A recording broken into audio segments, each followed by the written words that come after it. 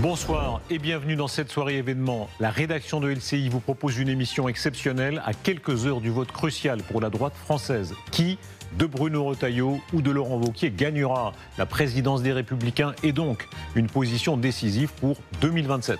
Pour la première fois de cette campagne, ils acceptent de participer tous les deux à une même émission. Pendant 2 heures, ils vont répondre à nos questions avec Amélie Carouer, avec Adrien Gindre, confronter leurs idées sur l'immigration, sur la sécurité, sur le système social, sur le budget.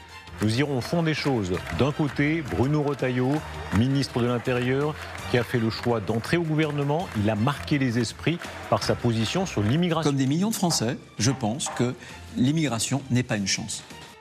De l'autre, Laurent Wauquiez, patron des députés LR à l'Assemblée, il prône une réduction drastique des dépenses sociales. Je veux qu'on lutte contre l'assistanat qui nous coûte tellement cher et qui écœure ceux qui travaillent. Quel chef faut-il pour la droite? Quelle est leur personnalité? Quelle est leur stratégie pour la prochaine présidentielle?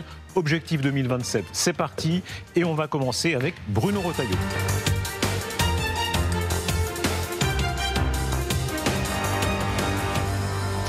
Bruno Retailleau, bonsoir. Bonsoir Naïf Solbin. C'est une compétition importante qui commence pour vous et pour Laurent Wauquiez. Votre état d'esprit en un mot? Écoutez, enthousiasme, plein d'énergie et plein d'espoir. Tout au long de cette émission, on verra ce qui vous différencie ou non de Laurent Wauquiez. Vous avez fait le choix d'être dans le gouvernement de François Bayrou sous la présidence d'Emmanuel Macron. Sur TF1, le président de la République a balayé d'un revers de main l'idée du référendum sur l'immigration. Si on s'en tient à votre ligne, est-ce qu'il a tort? J'ai toujours indiqué que moi je souhaitais que le référendum, on puisse y recourir beaucoup plus souvent. Je suis gaulliste et je pense qu'il y a une crise un peu de la démocratie. Il y a besoin que le peuple français s'exprime, mais pas pour rien. Sur ce point-là? Pas sur des gadgets. Oui, je vous explique pourquoi. D'abord parce que depuis un demi-siècle, vous ne trouverez pas un seul phénomène qui ait autant bouleversé la société française que celui de l'immigration, sans que jamais les Français n'aient été consultés. Je pense que demain, alors il faudrait changer la Constitution, puisque l'article 11 ne permet pas d'y recourir de façon pleine et entière. Mais je pense qu'il le faudra demain. Ce sera sans doute un des enjeux de 2027. Mais est-ce une erreur, selon vous, du président de la République de retarder ce moment? De toute façon, aujourd'hui, il n'y a pas de majorité des 3/5 pour modifier la Constitution. Il n'y a même pas de majorité simple à l'Assemblée nationale. Vous le comprenez? En revanche, non, je pense qu'on aurait très bien pu faire un référendum sur la question migratoire à condition, pour que ce soit constitutionnel, que ça porte sur des questions sociales. Un exemple, le fait qu'il y ait un délai de carence pour que ceux qui viennent, les nouveaux venus, ne touchent pas des allocations familiales, les prestations, comme on dit, sociales non contributives. Expliquez, pardon de vous interrompre, qu'on comprenne bien, je vous interromps parce que si souvent on dit c'est pas possible, c'est compliqué, ça va. Quel serait le texte, la forme du texte? Et vous avez commencé à répondre sur la question. Non, mais si on devait faire demain un référendum sur l'immigration, ce qui serait possible, sans toucher à la Constitution, c'est de faire, par exemple, une question. Est-ce que, oui ou non, vous êtes pour que les étrangers ne touchent pas les prestations sociales non contributives dès le premier jour? Ou alors, il faudrait qu'ils travaillent, ou alors 2 ans, 3 ans, après 2 ans ou 3 ans. Ça, c'est possible. Aujourd'hui, d'ailleurs, le Conseil constitutionnel l'a déjà reconnu. Par contre, si vous voulez remettre à plat, il le faudra dans 2 ans, toute la politique migratoire française. Là, il faut modifier l'article 11, donc une révision constitutionnelle. C'est plus compliqué. Bruno Retailleau, vous avez provoqué un tollé avec vos commentaires de l'intervention du président de la République. Vous avez dit « je suis adversaire du en même temps ». Vous avez dit que le macronisme ne survivra pas à Emmanuel Macron. Vous avez vu les réactions des députés macronistes. Ils disent « Retailleau dehors ». Alors, ça, c'est la grande mode du moment. Il y a M. Tebboune a demandé ma démission. M. Mélenchon, les Insoumis ont demandé ma démission. Et maintenant, une petite partie, quelques-uns des députés macronistes, parce que j'en ai aussi d'autres qui soutiennent, non pas mes propos, mais qui sont proches des positions claires que je prends. Et alors, vous restez ? D'abord, je reste. D'abord, cela dépend de moi. Je n'obéis pas à des ordres combinatoires. Mais un mot. Quel est le sens de notre participation? Tout à l'heure, dans votre question, vous avez dit vous avez choisi d'entrer au gouvernement. Non. Vous avez accepté? On a accepté de façon collégiale, collective, tous ensemble, notre famille politique. Alors vous n'êtes pas le plus discret, disons. Voilà. Il y a certains qui sont plus discrets que vous. Ouais. Non, mais le choix, c'était pas un débauchage individuel. Oui. Pourquoi est-ce qu'on est rentré au gouvernement? Simplement pour faire barrage à la gauche mélenchoniste. Monsieur le ministre. Et ce que je veux dire, c'est qu'en participant au gouvernement, on n'a jamais indiqué qu'il fallait abdiquer notre propre personnalité. Monsieur le Il n'y a ministre, pas de confusion, il n'y a pas de fusion. C'est pas ça du tout. Est-ce que oui ou non, c'est sans condition? Est-ce que c'est inconditionnel? Si les choses ne bougent pas davantage, immigration, l'Algérie, est-ce que vous resterez à tout prix ou est-ce que vous ouvrez la possibilité de partir? Je n'ai jamais dit, c'est bien mal me connaître, Darius Rochebin, de penser qu'à tout prix, je resterai sur une place. Moi, la conception que je fais de mon poste, ça n'est pas d'occuper une place, c'est de remplir une mission. Actuellement, ça ne bouge pas assez? Et aujourd'hui, écoutez, il y a des limites, puisqu'on n'a pas de majorité à l'Assemblée nationale. Mais pour répondre beaucoup plus précisément à cette question, là où je pourrais quitter le gouvernement, c'est dans deux cas. Soit que mes convictions seraient blessées, seraient atteintes, ou soit que ce que je considère comme des intérêts fondamentaux de notre nation, là encore, serait atteint. Fin de vie, ça fait partie des conditions de départ, des risques de départ? Non, fin de vie, j'ai exposé là encore d'ailleurs, preuve de ma liberté de parole, parce que j'étais le ministre qui s'est inscrit en faux, je l'ai toujours dit depuis des années, et non, ça concerne l'intime conviction de chacun, la conscience de chacun, mais ça ne m'empêche pas de dire que le texte qu'il est aujourd'hui, ça n'est ni un texte d'équilibre, c'est un texte radical qui a été radicalisé notamment par LFI en commission, et c'est aussi non pas un texte de progrès mais plutôt d'abandon. Monsieur le ministre, Laurent Wauquiez vous critique sur le manque de résultats. Il dit pas de loi sur l'immigration, pas de changement diamétral sur la question des OQTF, et quand il propose, lui, il dit voilà, on va faire un centre pour les étrangers sous OQTF, les étrangers dangereux, à Saint-Pierre-et-Miquelon. Vous rejoignez la foule des indignés et des moqueurs. Est-ce que vous lui donnez raison? Écoutez, les résultats, on en a. J'agis par des actes. Depuis quelques semaines, quelques mois, j'ai pris une circulaire sur la naturalisation pour durcir les critères de la naturalisation et remettre dans le débat politique l'assimilation. Depuis combien d'années? Vous savez bien que ce n'est pas la mesure symbole. Ça n'est pas du tout un symbole. Regardez, j'ai plus X%, moins X%. C'est pas ça qui fait c'est pas ça qui fera une élection. Mais bien sûr que si. Dire aux Français, écoutez, maintenant, la naturalisation, c'est pas un droit. C'est une faveur que la France accorde, à condition d'être correctement assimilée. La circulaire Valls, ça fait des années que la droite voulait qu'on abroge la circulaire Valls. Je l'ai fait sur la régularisation, sur les OQTF. Le problème des OQTF, c'est une directive européenne, la directive retour de 2008. Eh bien, pour la première fois, depuis quelques semaines, nous avons contraint la Commission européenne à mettre un nouveau texte précisément. Vous n'avez pas répondu, sur Saint-Pierre-et-Miquelon. Attendez, le narcotrafic. On ne va pas faire la revue, évidemment. Ah ben non, mais vous ne pouvez pas me dire, vous n'avez pas de résultat et de ne pas me laisser. On parle de grandes mesures symboles. On parle de grandes mesures symboles. Et le narcotrafic, vous pensez que ça n'est pas une grande mesure? Si vous n'aviez pas votre interlocuteur, Bruno Retailleau, en face de vous, vous croyez un instant que la loi narcotrafic que j'ai lancée quand j'étais au Sénat, avec une commission d'enquête, on en a fait une proposition de loi, et c'est le seul, sans doute, grand texte qui va être voté cette année, qui va tout changer, vraiment, pour que l'État puisse lutter à armes égales. Vous trouvez que ce n'est pas des résultats, ça? Monsieur le ministre, vous avez quand même évité l'action de Saint-Pierre-et-Miquelon. Elle est intéressante. On voit aux États-Unis l'autre logique. Une droite très décomplexée qui dit, et c'est d'ailleurs historique chez eux, ici en Europe, on leur dit tout de suite, Guantanamo, impossible, c'est pas possible, c'est pas le droit. Même l'humaniste Obama l'a fait. En réalité, est-ce que vous êtes aujourd'hui partie de cette droite molle dont parle Laurent Wauquiez? Laurent Wauquiez souhaite non pas renvoyer les OQTF à l'expéditeur dans leur pays d'origine, quand ils les acceptent, sur un territoire français, Saint-Pierre-et-Miquelon. C'est pas ce que je veux, moi. Moi, je veux que les OQTF, on les renvoie dans leur pays d'origine. Ça marche pas. Le Maroc, si. Le Maroc, on a doublé nos objectifs. On a doublé notre objectif. Ça ne marche pas bien avec l'Algérie. Je pense qu'avec l'Algérie, on n'a pas installé un rapport de force qui soit suffisamment prégnant. Il y a d'autres mesures à prendre. On pourra, j'espère, en parler tout à l'heure. Mais surtout, le problème des OQTF, c'est le fait de modifier la directive retour. Parce que les Américains, ils n'ont pas la loi européenne, vous voyez.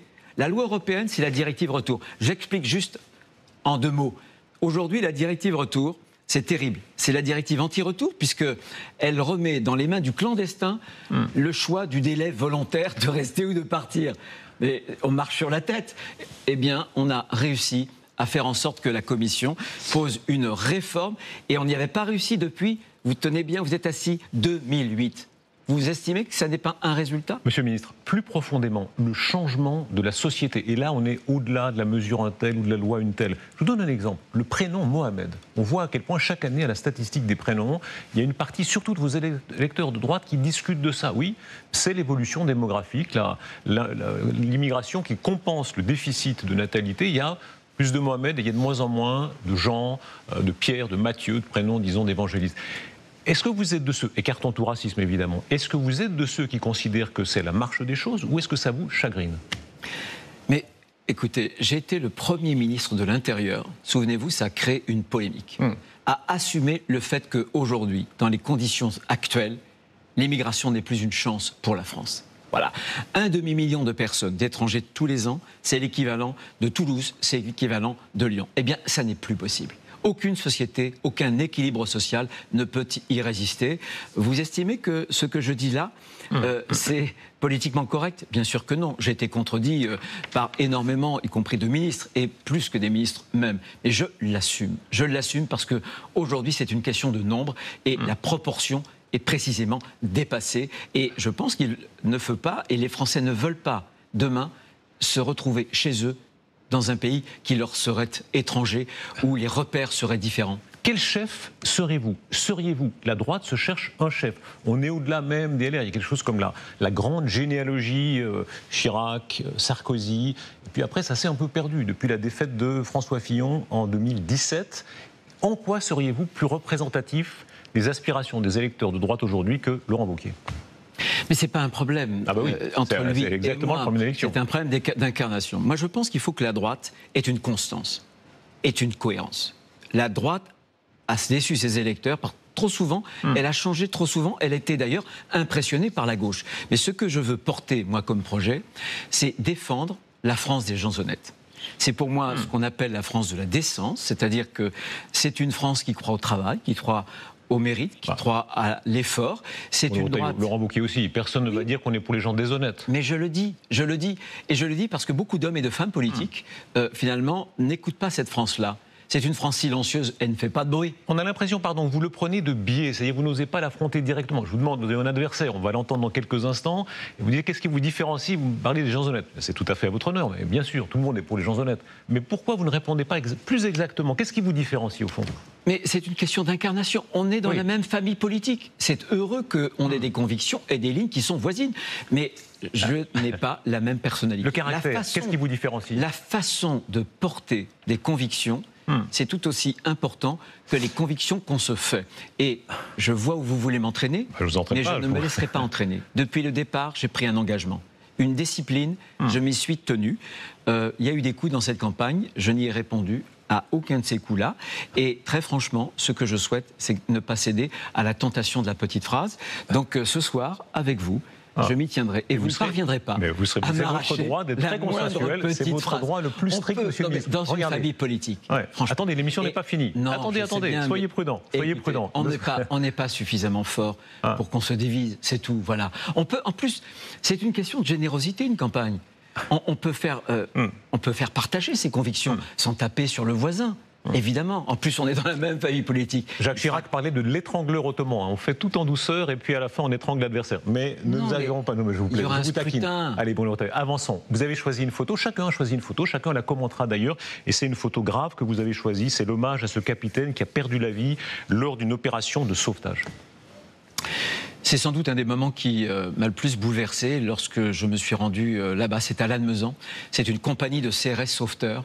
Il faut que les Françaises et les Français sachent, on a 2 compagnies de cette sorte-là. Il y a aussi des gendarmes qui sont des sauveteurs. Et là, il a perdu sa vie pour aller sauver d'autres vies. Et pour moi, c'est un magnifique symbole. Et il est le capitaine Olivier Mariande. Il a perdu sa vie. C'est un symbole parce que lui... c'est le don de soi, plutôt que la tentation du chacun pour soi. Lui, c'est la force du devoir, plutôt que chacun réclame toujours plus de droits. Et lui, c'est la dureté de l'engagement, plutôt que cette facilité du confort. Il nous rappelle finalement ces hommes et ces femmes qui sont engagés, alors là ils sont sauveteurs, mais les policiers, les gendarmes, les sapeurs-pompiers, ils nous rappellent qu'une société ne peut pas tenir debout sans ses valeurs qui sont des valeurs de civisme. Voilà. On est là précisément dans les convictions et dans la personnalité. J'aimerais que vous répondiez. Salina est avec nous en direct. C'est une des militantes qui voteront, soit pour vous, soit pour Laurent Wauquiez. Et elle a une question pour vous. Je propose de l'écouter d'abord. Bonjour Monsieur Retailleau. Suite à 3 défaites présidentielles, que feriez-vous pour améliorer la situation ? Je peux répondre ? Bien sûr, je vous en prie. C'est le sens de mon engagement.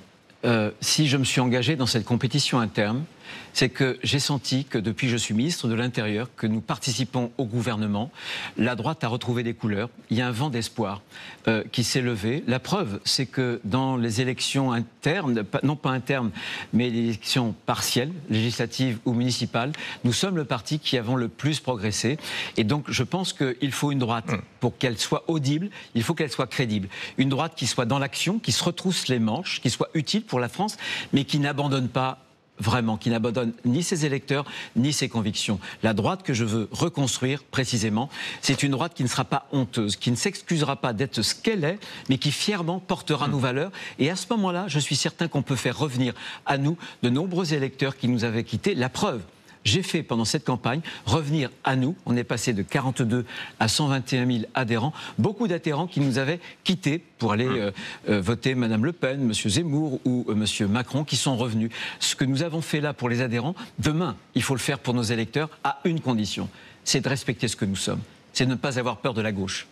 Merci beaucoup, madame, d'avoir été avec nous. Merci, Bruno Retailleau. Tout de suite, la parole à Amélie Carrouer, puisqu'on va évidemment continuer avec vous. Bonsoir, Amélie, merci beaucoup. Bonsoir, Darius. Bonsoir, Bruno Retailleau. Bonsoir à vous. Alors, on va faire un peu mieux connaissance, parce que certes, vous faites beaucoup plus la une depuis un certain nombre de semaines maintenant. Mais est-ce que le grand public vous connaît si bien que ça ? Quand je regarde vos portraits, on lit ultra-conservateur, catho-tradi, taxé parfois même de radicalité idéologique. Mais j'ai lu aussi que vous aviez été metteur en scène au Puy du Fou, vous avez même tourné des clips. Voilà pour la touche un peu plus surprenante. Qui êtes-vous ? Je suis Bruno Retailleau et je n'ai jamais cherché à me fabriquer une image. Je suis né dans la commune où j'habite. Je suis un enfant de la ruralité. J'habite la ferme que mon grand-père a achetée avant la Deuxième Guerre, dans une commune qui s'appelle Saint-Malo-du-Bois. J'en suis très fier. J'ai des amis qui sont des gens, comme peuvent être des vrais gens. Ils sont agriculteurs, artisans, chefs d'entreprise. Je suis profondément enraciné. Vous ne trouverez personne qui me connaisse, qui pourra me décrire comme quelqu'un de radicalisé. Personne, personne. Ceux qui me connaissent vraiment savent qui je suis. Je suis passionné aussi de nouvelles technologies. Pendant 10 ans, j'étais au Sénat le spécialiste du numérique, l'écosystème législatif sur Internet. Je pense que j'ai contribué à le fabriquer. J'ai fait de la mise en scène au Puy du Fou. J'ai fait plein de choses de ma vie, mais il y a une chose qui est chez moi très constante, très cohérente, c'est la fidélité à mes convictions. Et ça, personne ne pourra m'en faire changer. Vous voyez, si demain, une de ces convictions me coûte, si j'ose dire, en termes d'électorat ou autre, je préférerais toujours ma conviction à mes intérêts. Alors, Bruno Retailleau, vous avez déjà échoué, en réalité, dans cette bataille de la présidence du parti. Vous avez échoué face à Éric Ciotti en décembre 2022. Il s'est imposé, sauf erreur de ma part, avec plus de 7 points d'avance face à vous.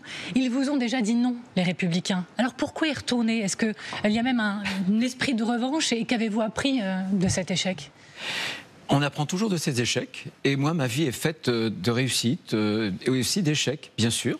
Ce que j'ai appris, c'est mieux connaître les militants. Je sais qu'aujourd'hui, ils trouvent que finalement, notre parti s'est rabougri sur lui-même. Ce sont des chapeaux à plumes. Je veux rendre, en fait, notre parti aux militants. Comment ?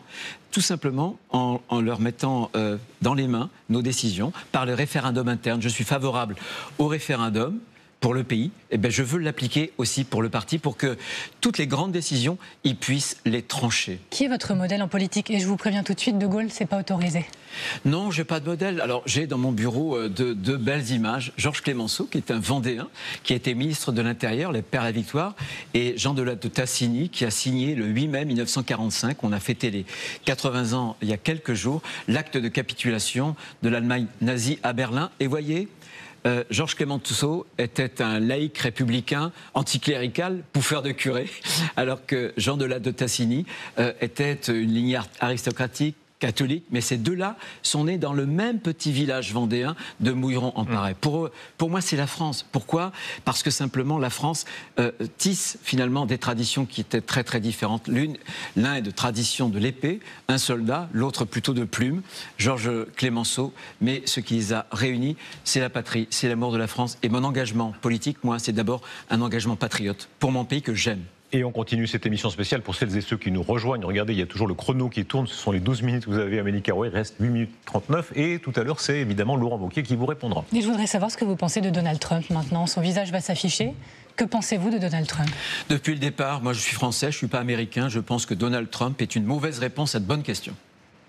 Les bonnes questions, c'est par exemple qui gouverne dans un pays, comment revenir à la souveraineté populaire, comment écouter mieux le peuple et non pas les minorités, le wokisme, la tyrannie des minorités.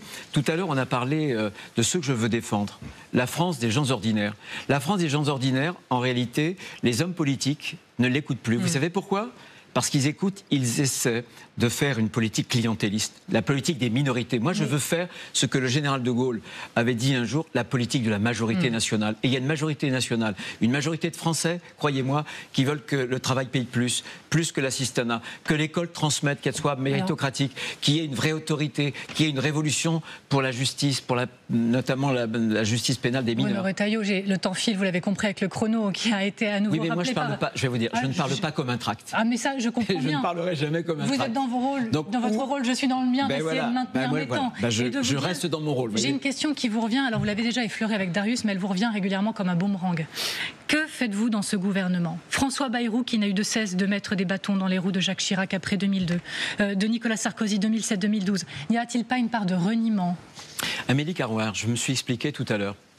C'est collectivement qu'on a décidé d'entrer dans un gouvernement parce que si la droite française avait dit non au président de la République, la réalité c'était quoi ? La réalité c'est qu'on obligeait le président de la République à nommer la gauche mélenchonisée. Quand on est de droite, on ne supporte pas. Quand on est de droite, quand on aime son pays, on fait barrage à cette gauche-là, qui n'est plus républicaine. Voilà pourquoi on est monté au credo. Il y a une deuxième raison aussi, c'est parce que la France était au bord du chaos. Et quand on est gaulliste, on ne se planque pas. On ne se cache pas sur la table, on affronte l'adversité. Même si ça pouvait ne pas être notre intérêt électoraliste immédiat, il s'agissait du pays. Il s'agissait de lui donner un peu de stabilité et, encore une fois, de faire en sorte que, par exemple, on n'est pas comme ministre des Affaires étrangères, Madame Rima Hassan. Voyez ? Vous jouez votre survie politique ? On l'a, un homme politique tel que moi en tout cas, quand on met ses tripes, quand on met son cœur sur la table, ses convictions, bah oui, on la joue à chaque étape. Sur cette étape-là, vous jouez votre survie politique, Bruno Retailleau ? En tout cas, chaque étape est importante pour moi. Chaque élection, quand on est démocrate, chaque élection, quand on gagne ou quand on perd, c'est pas la même chose. C'est pas la même chose. Mais moi, ce que je veux, c'est gagner ou perdre, peut-être, préfère gagner, mais sur mes convictions, sur mes idées. Maintenant, on en vient à 3 archives marquantes de l'histoire de votre parti. On va vous les soumettre et on va vous demander si vous assumez ces images. Le 19 juin 91, Jacques Chirac, président du RPR, maire de Paris, prend la parole lors d'un dîner-débat. Et ce, alors que le Front National grignote des voix. Il sera, après les mots qu'on va réécouter, accusé de rapprochement avec le RN. On écoute Jacques Chirac. Comment voulez-vous que le travailleur français qui travaille avec sa femme et qui ensemble gagne environ 15 000 francs et qui voit sur le palier à côté de son HLM entasser une famille qui gagne 50 000 francs de prestations sociales sans naturellement travailler. Si vous ajoutez à cela le bruit et l'odeur, eh bien, le travailleur français sur le palier, il devient fou. Vous pourriez assumer de tels propos, vous pourriez même les tenir ? En tout cas, j'ai dit tout à l'heure ce que je pensais de l'immigration massive. Et vous voyez, le terrorisme médiatique exercé sur la droite française a été terrible. Cette question-là, par exemple, est du ressort du terrorisme médiatique, selon vous ? Je pense que si Marine Le Pen et si le Rassemblement national est au niveau d'aujourd'hui, c'est parce que bien souvent, la droite française a capitulé. Elle n'a pas voulu précisément prendre en charge le questionnement existentiel aussi de cette France que moi je veux absolument porter, que je veux absolument défendre. Et si ces individus en réalité qui prétendent combattre le populisme le font avec de mauvaises armes, c'est eux qui sont les alliés du populisme. Mais Bruno Retailleau, oui ou non, quand vous entendez ça, est-ce que vous avez une nostalgie? Pas de la formule, il l'a regretté lui-même, bien sûr. Il l'a regretté lui-même, mais cette droite-là que Chirac incarnait, populaire, hussarde, parfois un peu mal pensante. Est-ce que cette droite-là qui ose, vous dites, affronter le terrorisme médiatique? Je vous rappelle que François Fillon est tombé pour quelques costumes. Jacques Chirac, lui, alors les emplois fictifs de la mairie de Paris, etc., ça y est, c'était d'un niveau un peu autre. Ils avaient effectivement beaucoup moins peur. Est-ce que vous êtes nostalgique de cette droite plus culottée? Il faut une droite culottée. C'est une droite qui ne s'excuse pas. Jacques Chirac a fait des compromis ensuite. Il est allé très loin. Il est les allé affaires, etc. Super menteur, rappelez-vous. Il n'avait pas peur. Je ne vous parle pas des affaires.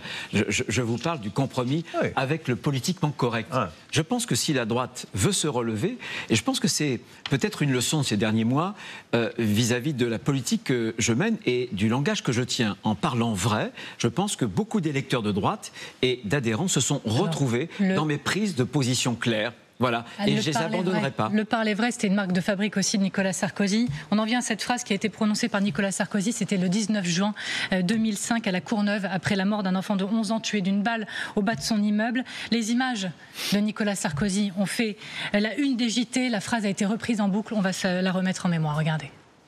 Le terme nettoyer au Karcher est un terme qui s'impose, parce qu'il faut nettoyer cela. Nicolas Sarkozy est alors accusé d'utiliser la rhétorique proche de l'extrême droite. Est-ce que vous assumez cette salve sécuritaire ? Mais bien sûr que je l'assume, mais je l'assume totalement. Le Karcher, vous l'assumez. Mais la question n'est pas une question d'un terme, mais la question c'est la réalité. Vous croyez que les Françaises et les Français, quand je vais à Marseille, à Grenoble et ailleurs, ne voient pas quelle est la réalité?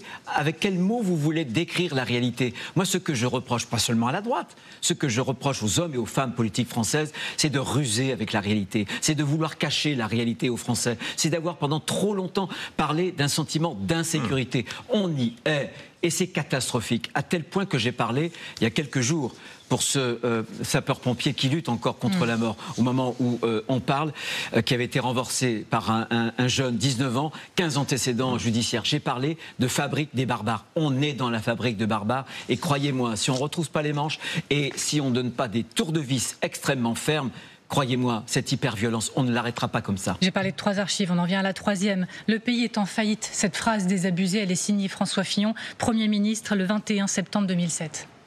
Moi, je suis à la tête d'un État qui est en situation de faillite sur le plan financier.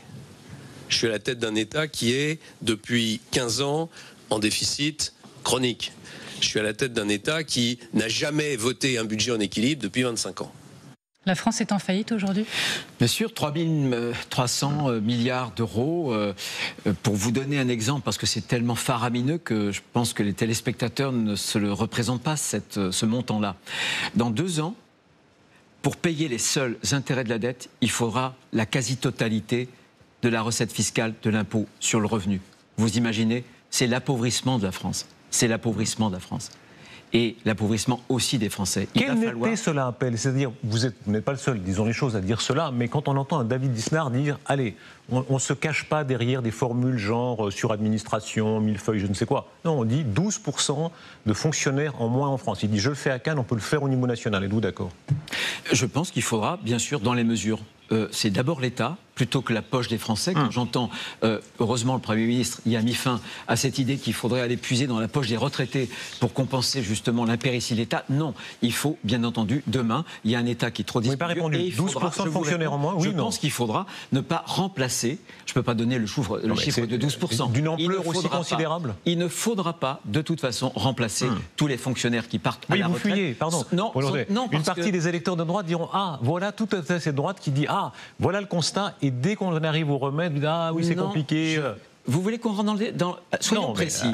Pourquoi le 12%? Parce que vous avez 2 ou 3 études qui disent qu'il y a une efficacité moindre de l'administration française par rapport à la moyenne. Certains disent c'est entre 5 et 10%.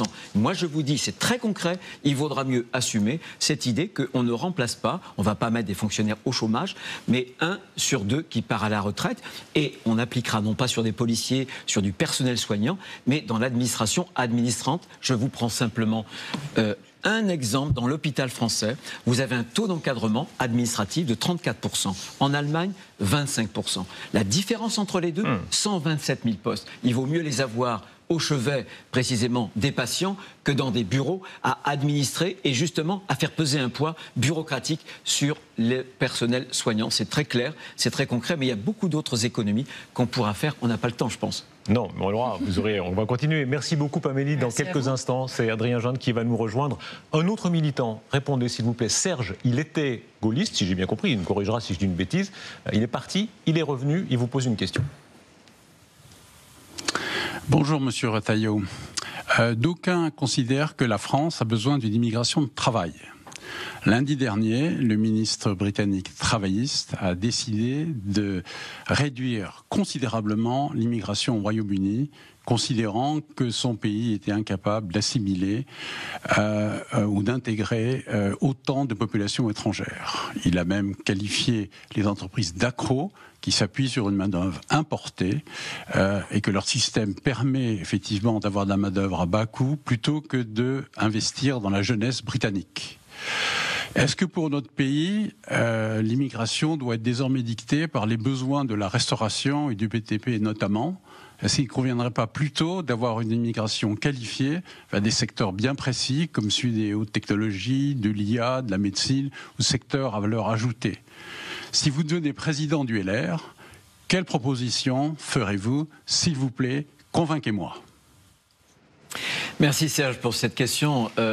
Plusieurs choses. Je pense que déjà, il faut faire baisser, lutter contre l'immigration illégale, mais faire baisser aussi l'immigration. Nous avons en France, de tous les pays d'Europe pratiquement, l'immigration qui est la moins professionnelle, qui est la moins qualifiée.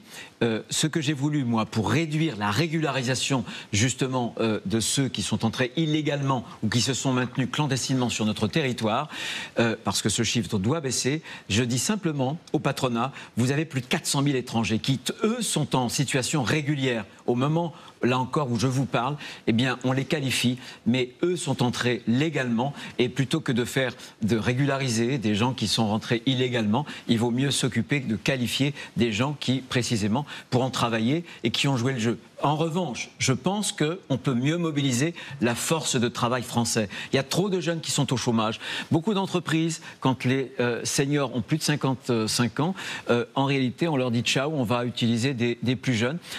On travaille trop peu dans une année, donc je pense que, très franchement, globalement, l'immigration, peut-être que sectoriellement, pourquoi pas? Mais je pense que d'un point de vue général, ça n'est pas la solution. Il faut mobiliser vraiment la force de travail, notamment des jeunes, des moins jeunes.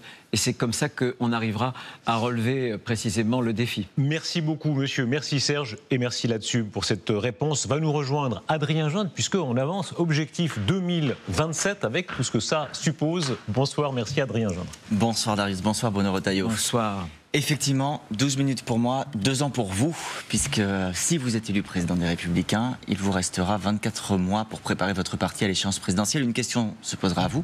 À quelle place exactement? Est-ce que vous souhaitez être candidat à la présidentielle 2027? Est-ce que vous accepterez d'y répondre à minima après votre élection à la présidence de LR? Colline après colline, je l'ai dit, il y a une élection dans quelques jours. Je n'ai pas voulu me projeter au-delà, tout simplement parce que l'obsession présidentielle a beaucoup abîmé notre famille politique. Mais comment vous y répondrez? Par l'envie ou par le devoir? Peut-être plus que par le devoir que par l'envie. Simplement, l'envie pour moi, c'est la France. Le devoir, parce que c'est une discipline que de vouloir concourir à cette élection-là. En revanche, il faut incarner. Et on a cru à droite qu'il suffisait d'avoir un chef pour régler tous les problèmes. Incarner, c'est bien. Mais incarner un projet, c'est encore mieux. Et ce que je veux, moi, c'est mettre le parti au travail pour que demain, on puisse définir un champ, un chantier, des idées nouvelles. Il y a tellement longtemps que la droite n'a pas inventé des idées nouvelles qui permettent de donner une perspective aux Français. Alors, je veux que la nouvelle espérance se lève chez les Français. Et tant qu'on n'aura pas fait ce travail doctrinal, ce travail qui permettra de dire voilà où on veut emmener la société française, ben, je pense qu'on n'y arrivera pas. Donc c'est ça la priorité. Le temps viendra de l'incarnation. Mais ça, évidemment, ce sont les adhérents qui trancheront. Ça veut dire quoi? Ça veut dire que ce sont eux qui décideront, les adhérents qui voteront. Ils voteront. Qui voteront pour désigner le candidat. Oui, ils prendront la décision. Donc ça veut dire qu'ils décideront. Ça veut dire une primaire. Ça veut dire une primaire par notamment nos propres militants, nos adhérents. Une primaire du parti, pas de la droite en général, pas de la droite et du bloc central. Adrien Gindre, j'ai été très précis. J'ai dit, il y aura un vote. Parce que comme je veux faire de ce parti un parti populaire, la seule façon de le rendre populaire, c'est que les gens sentent qu'ils ont un intérêt dans la décision. Donc c'est eux qui voteront pour celle ou celui qui nous représentera à l'élection présidentielle. L'enjeu pour vous, c'est que le parti Les Républicains arrive à l'Élysée en 2027 ou que la droite et ses idées arrivent à l'Élysée. C'est pas tout à fait la même chose. Est-ce que ça peut être quelqu'un qui soit en dehors de votre parti ? Non, moi je souhaite que ce soit notre parti. Très franchement, je sillonne la France depuis longtemps et jamais la France n'a été autant à droite. Jamais, je le vois bien sur mes sujets d'immigration, d'autorité, de fermeté, jamais les Français n'ont été aussi proches que nous. Je pense que les Français ne veulent plus de l'eau tiède. Je pense que les vieux systèmes qui prétendent uniquement mettre de la rustine, ça c'est terminé. Il faudra des ruptures et je pense que nous sommes les seuls à pouvoir incarner cette rupture-là, à condition de travailler, à condition de proposer de nouvelles idées, de nouveaux projets, de nouvelles propositions. À condition peut-être, c'est Bruno Retailleau, de travailler avec d'autres. J'aurais vous soumettre plusieurs noms, bien sûr pas pour savoir si vous allez les soutenir en 2027, c'est pas le sujet. Savoir si vous accepteriez de travailler ensemble, main dans la main. C'est pas le sujet, mais c'est l'arrière-pensée. Marine Le Pen, par exemple, est-ce que demain, dans l'intérêt de la France, vous pourriez dire nous accepterons de travailler ensemble ? Adrien Gindre, vous venez de me dire qu'en 12 minutes, vous auriez trop peu de temps, je vais vous en faire économiser. Un oui ou un non, ça prend oui, non, je vois bien. Oui, non, mais je ne parle pas comme un tract, je viens de le dire à Mick Harwar il y a quelques instants. Ça veut dire que la question vous gêne ? Ça veut dire que pas du tout. C'est tabou de répondre avec qui on peut travailler demain. Ma conception, justement, ce ne sera pas l'union des appareils, ça ne sera pas ni l'union des droits, c'est pas ce que je vous demandais. Je vous demande pas si vous ferez un accord avec le RN. Ce sera de travailler avec des personnalités. Regardez, tout à l'heure, je viens d'être interrogé par Serge. Serge est revenu, il nous avait quittés. Comme par hasard, il est revenu. Eh bien, ce qu'on est en train de réussir pour les adhérents, il y en avait qui étaient partis, ils sont revenus. Moi, je veux le réussir pour les électeurs. Mais ça veut dire que ils étaient partis voter pour Marine Le Pen, pour Éric Zemmour, pour Emmanuel Macron. Moi, demain, je veux qu'on les fasse revenir sur nos idées. Ça veut dire que vous demandez aux adhérents du parti qui vont voter pour la présidence de LR ce week-end de voter sans savoir ce qu'il adviendra demain de votre réflexion pour 2027, sans savoir avec qui vous pouvez travailler. Non, mais vous voulez rire. C'est une question très simple de savoir. Je remarque en coulisses, mais vous m'avez pas écouté. Je remarque qu'après 2 minutes d'échange là, j'ai dit deux choses. Oui ou non sur Marine Le Pen. J'ai dit deux. Je vous ai répondu. Ah bon ? Je vous ai dit deux choses tout à l'heure. Je vous ai dit deux choses. Un, ce sont les militants qui trancheront, qui choisiront l'individu qui nous représentera. Deux, je vous ai dit aussi que ce sera eux qui désigneront et qui voteront la ligne politique. Bruno Retailleau, prenons un autre exemple. Il se trouve qu'aujourd'hui, vous allez me dire c'est des sondages peut-être, mais toutes les enquêtes d'opinion, toutes, donnent Édouard Philippe comme le mieux placé pour demain peut-être faire face à l'extrême droite, à la gauche. Est-ce que ce serait une bonne ou une mauvaise chose qu'il soit demain le président de la République française ? Jadis, c'était Simone Veil, vous vous souvenez ? Jadis, c'était Alain Juppé, vous vous souvenez ? Vous vous souvenez très bien. Ça ne veut rien dire à 2 ans. À 2 ans, tous les sondages se sont trompés. Non, j'ai une différence fondamentale avec Édouard Philippe, c'est que lui pense dans un grand bloc qui aille de la gauche social-démocrate à la droite conservatrice. Moi, je pense que ce temps-là, il est terminé. Je vais vous expliquer. Vous ne voulez pas rassembler ? Il faut rassembler, mais je sais très très bien que si on veut demain, parce qu'il y aura des ruptures à accomplir, une France à réformer, la gauche, elle veut plus d'impôts, elle veut plus de dépenses, elle veut plus d'immigration. La gauche, pardon, c'est qui ? Gabriel Attal, est-ce que c'est la gauche ? Non, mais la gauche social-démocrate. Gabriel Attal, est-ce que c'est la gauche social-démocrate ? Il a été très précis. Il plaçait le bloc central au milieu, la droite conservatrice à la gauche social-démocrate. La gauche social-démocrate, ce sont les socialistes. Eh bien, ça ne marche pas, parce que quand vous mélangez des idées très différentes, quand il faut prendre une décision, vous tirez à minima. Et à force de tirer à minima, la France s'enfonce. Donc vous ne chercherez pas à rassembler au-delà de ce qu'est votre conception de votre parti aujourd'hui. Mais parce que vous avez une approche politicienne. Moi, mon approche, elle est par le haut. Elle est par les électeurs et par les convictions.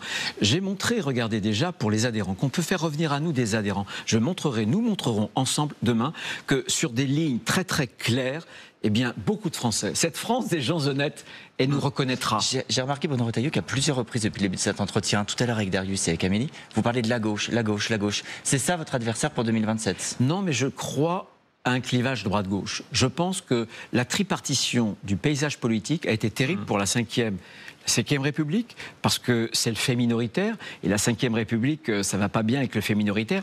Regardez, quand on n'a pas de majorité au Parlement, puis c'est pas bon pour la démocratie. Mais Pourquoi ? Monsieur le Ministre, parce que la démocratie, c'est la possibilité de l'alternance. Quand vous avez une tripartition, l'alternance, elle est forcément radicale. Radicale à droite ou radicale à gauche. Si vous croyez à l'alternance nette, on a un exemple en Europe qui est évidemment ce qui se passe en Italie, où, dans le fil de ce que disait Adrien Gindre, il y a une sorte de grande union des droites qui s'est créée. On est en 2025, on n'est plus en 1945 ou 1962, l'histoire évolue. Est-ce que pour vous, quelque chose là vous inspire? Madame Meloni, où ça va de la droite la plus classique à la droite berlusconiste, ex-berlusconiste, à ce qui était l'extrême droite. Est-ce que ça vous inspire? Le système, notamment électoral, est très différent. Oui, c'est différent. Mais je trouve, ce qui est inspirant, c'est que je trouve que Giorgia Meloni a réussi. Voilà. On l'avait affublée puisqu'elle venait en plus d'un mouvement post-fasciste, donc c'est pas du tout moi mon origine. Mais très franchement, elle a réussi à rassembler et elle a même donné des gages au niveau européen et les choses se passent bien. Ça vous inspire? Donc non, mais je suis français, moi, vous voyez. Oui, mais bien et sûr, je ne cherche pas un modèle, à dupliquer des modèles étrangers dans mon pays. Je suis trop patriote pour cela. Et simplement, je trouve qu'elle réussit et je pense qu'il faut s'inspirer en tout cas de cette idée qu'on peut faire venir sur nos positions des gens, y compris, vous voyez, des gens qui ont voté à gauche. Pourquoi est-ce que dans les sondages, d'ailleurs, sur des propositions que j'ai faites très fermes en matière d'autorité ou d'immigration, désormais, il y avait une majorité dans certains sondages, des enquêtes d'opinion, une majorité des gens qui votaient à gauche qui étaient d'accord avec ces idées-là. Ça veut bien dire que ça veut dire cette France des gens honnêtes, on peut porter un projet qui rassemble très large. Est-ce que ça veut dire, Bruno Retailleau, aussi, pour demain espérer gagner, renouer, recoudre avec ceux qui vous ont quitté Vous avez longtemps été proche de Philippe de Villiers, il avait soutenu Éric Zemmour dans la dernière présidentielle. Est-ce qu'il est bienvenu à vos côtés pour 2027 ? Mais moi, il n'y a pas d'ostracisme. Et ce que je veux dire, c'est qu'on va tendre la main à tous les électeurs qui nous ont quittés, c'est les électeurs. Vous savez, on ne fait pas une majorité. Là, je pose la question sur une personnalité. Oui, mais parce que c'est politicien. Moi, je veux dépasser tout cela et je m'adresserai à des électeurs, mais sur des positions, vous voyez, qui sont des positions claires. Ne pas en rabattre sur nos convictions, mais je sais que ces convictions fortes, qui sont les convictions d'une grande partie de la France, parce que la France penche à droite, demain, pourront convaincre. J'en suis absolument certain. Tout à l'heure, Darius Rochebin vous interrogeait sur vos rapports avec les soutiens d'Emmanuel Macron. Il se trouve qu'avant 2027, il y a 2026, les municipales. Il y a des villes aujourd'hui où ces partis travaillent ensemble. Il y a des villes où demain la question va se poser. Je voudrais prendre deux exemples très simples. À Paris, est-ce que vous considérez que le bloc central, les macronistes et LR doivent ensemble soutenir Rachida Dati ? J'ai une conviction là-dessus et il n'y aura pas d'accord d'appareil. Première chose. Et deux, ça veut dire quoi ? Il y a quand même une liste à déposer à un moment, Bruno Retailleau. Mais moi j'aurais un objectif, c'est de faire battre la gauche, et notamment la gauche de la gauche, les écologistes, ces listes où vous trouvez des insoumis à l'intérieur. Personne, aucun macroniste sur ces listes ? Écoutez, on verra en temps voulu, mais ce que je dis, c'est qu'il n'y aura pas d'accord d'appareil. Non. Écoutez, Rachida Dati nous avait quittés. Elle est revenue. Très bien, elle nous avait quittés. Et on verra ça, c'est colline après colline. Mais ce que je vous dis quand même, c'est qu'on aura besoin de faire une sorte de cordon républicain pour faire tomber ces villes de gauche où l'extrême gauche, les écologistes, gouvernent ensemble. Comme Bordeaux. Bordeaux, il y a un candidat Renaissance qui est déclaré. Grenoble. Et donc vous irez derrière Renaissance s'il faut. Je ne dis pas qu'on ira derrière Renaissance. Je ne dirai pas. Je ne dis pas ça. Je dirais qu'on sera suffisamment intelligent pour que l'intérêt général puisse prévaloir. Et l'intérêt général, ce sera de faire échec à des majorités de gauche de la gauche qui rassemblent des insoumis, des écologistes, etc., dans des villes comme Lyon, comme Grenoble et autres. Et bien entendu, et vous savez, il n'y a pas besoin d'ailleurs de décision. Nos propres électeurs sont les premiers à nous demander. Mais faire battre la gauche, encore une fois, pas faire battre le RN. Ce ne sera pas un objectif en tant que tel. Non, mais le RN ne détient pas ces grandes villes. Il en est très loin. Il détient beaucoup de villes. Il détient... Écoutez, on aura bien entendu des listes. Il y aura des listes partout où il y a un maire RN. Mais attendez, je ne suis pas président du parti. C'est dans quelques heures, Bruno Retailleau, que la question va se poser pour vous si vous êtes élu. Ah, si je suis élu, oui, bien sûr. Eh bien, on aura quelques semaines pour l'envisager. Voilà. Et vous pourrez me réinviter. Vous dites, on a encore le temps. Il y a quand même une référence. 2022, votre candidate à la présidentielle, Valérie Pécresse, c'est 4,78% des voix. C'est terrible, hein. Par quel miracle ? Par quel coup de baguette magique ? Ni triste, ni réjoui, mais il y a une question mathématique. Alors la politique, certes, c'est pas de l'arithmétique uniquement, c'est aussi des dynamiques. Par quelle baguette magique on arriverait de 4,78 à plus de 50%, quel est le score nécessaire pour remporter une présidentielle? La baguette magique, je vous la pose sur cette table. Souvenez-vous, il y a 6 mois, vous m'auriez invité, vous m'invitiez d'ailleurs, je sentais dans vos commentaires les commentaires que pourrait avoir un médecin en face d'un patient en phase terminale. On nous donnait cliniquement quasiment mort. Il y a 6 mois, c'est pas longtemps, c'est pas loin. 6 mois là, on fait aujourd'hui, chaque jour, l'actualité politique française. Et on voit bien dans les élections partielles, législatives ou municipales, donc pour vous, la dynamique est déjà là. Retrouvé. Mais elle est bien sûr qu'elle est déjà là. Vous le voyez bien, on est le parti, vous êtes trop fin observateur. Nous sommes le parti qui, dans toutes ces élections partielles, a le plus progressé. La dernière élection législative dans le Jura, Marie-Christine Dalloz, elle a fait 10 points de plus que ce qu'elle n'avait fait en juillet dernier, 2024, après la dissolution, et son concurrent RN a fait 10 points de moins. Donc vous voyez que les Français veulent une droite qui soit une droite ferme, qui soit une droite qui ne se renie pas, mais qui soit une droite dans l'action. Ce sera votre mot d'ordre pour les 2 années à venir ? Une droite dans l'action? Comment est-ce qu'on pourrait résumer? Il faut une droite dans l'action qui soit utile pour le pays. Vous savez, les Français, ils ont du bon sens. Ils savent bien qu'on n'a pas de majorité, que c'est pas facile. J'aurais tellement aimé, moi, être dans un gouvernement avec une majorité de l'Assemblée. Qu'est-ce qu'on pourrait faire? Des gens honnêtes avec Darius, ce sera... Tant que je serai utile, je donnerai le meilleur de moi-même pour être utile, justement, pour faire avancer les dossiers que j'ai. Les gens honnêtes, ça pourrait être votre slogan?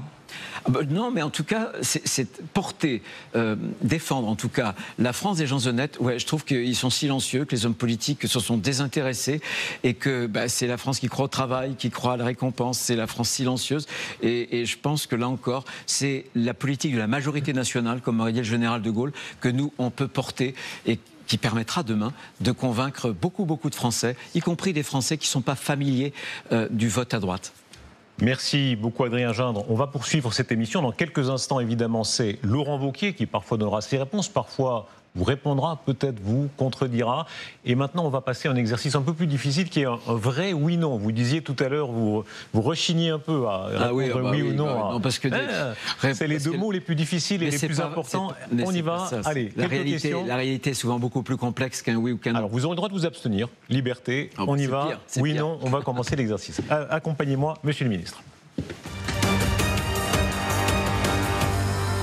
Bruno Retailleau, commençons. Première question, la voici qui s'affiche. Faut-il reparler à Vladimir Poutine si vous êtes président? Si on veut la paix, évidemment, pour qu'il y ait un tour de table et qu'il y ait une négociation entre l'Ukraine et la Russie. Deuxième question, êtes-vous favorable au rétablissement de la peine de mort si vous êtes président? Non, je ne l'ai jamais été et l'exemple des États-Unis, ou d'ailleurs montre quand elle existe, ça ne réduit pas l'insécurité. Dans aucun cas? Dans aucun cas. C'est votre conviction d'homme ou de chrétien? C'est ma conviction d'homme politique. Faut-il créer des centres de rétention à l'étranger? Ça ne fonctionne pas et on l'a vu avec l'Italie. Ce que je veux, c'est expédier les gens qui n'ont rien à faire en France dans leur pays d'origine, grâce notamment à la révision retour et grâce aux accords avec les pays d'origine. Faut-il légaliser la GPA?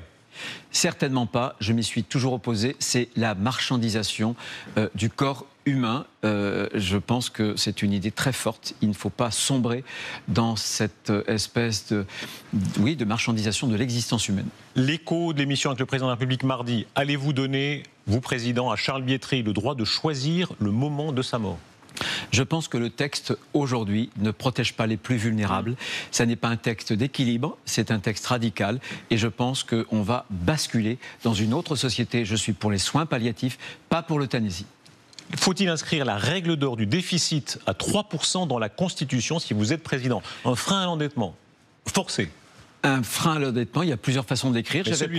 J'avais proposé une loi constitutionnelle, une proposition, quand j'étais sénateur, pour arriver à un objectif similaire. Donc oui. Oui. Question suivante. Faut-il revendiquer les racines chrétiennes de l'Europe? Pour être encore plus précis, faut-il les inscrire dans la Constitution?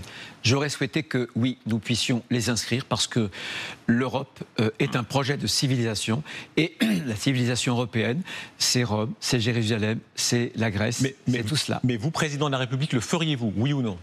Oui, je le ferai, en tout cas, je le souhaiterais. Est-ce que vivre en France, c'était mieux avant? Je pense qu'on a beaucoup perdu. dans la tranquillité. On a beaucoup perdu, c'est ce que nous disent les Français. Tout ce qui est avant n'est pas forcément mieux qu'aujourd'hui. Tout ce qui est pour demain n'est pas nécessairement un progrès. Mais très franchement, on a régressé sur beaucoup de choses en matière économique, en matière d'endettement, en matière de tranquillité, en matière de santé aussi. Oui ou non? Et là, vous serez forcé de répondre, Bruno Retailleau. Attention, hein. Marion Maréchal, dans votre gouvernement, oui ou non? Écoutez, la question ne se pose pas. Ah bah si, la question ne se pose pas. Il faut respecter le jeu. Oui ou non?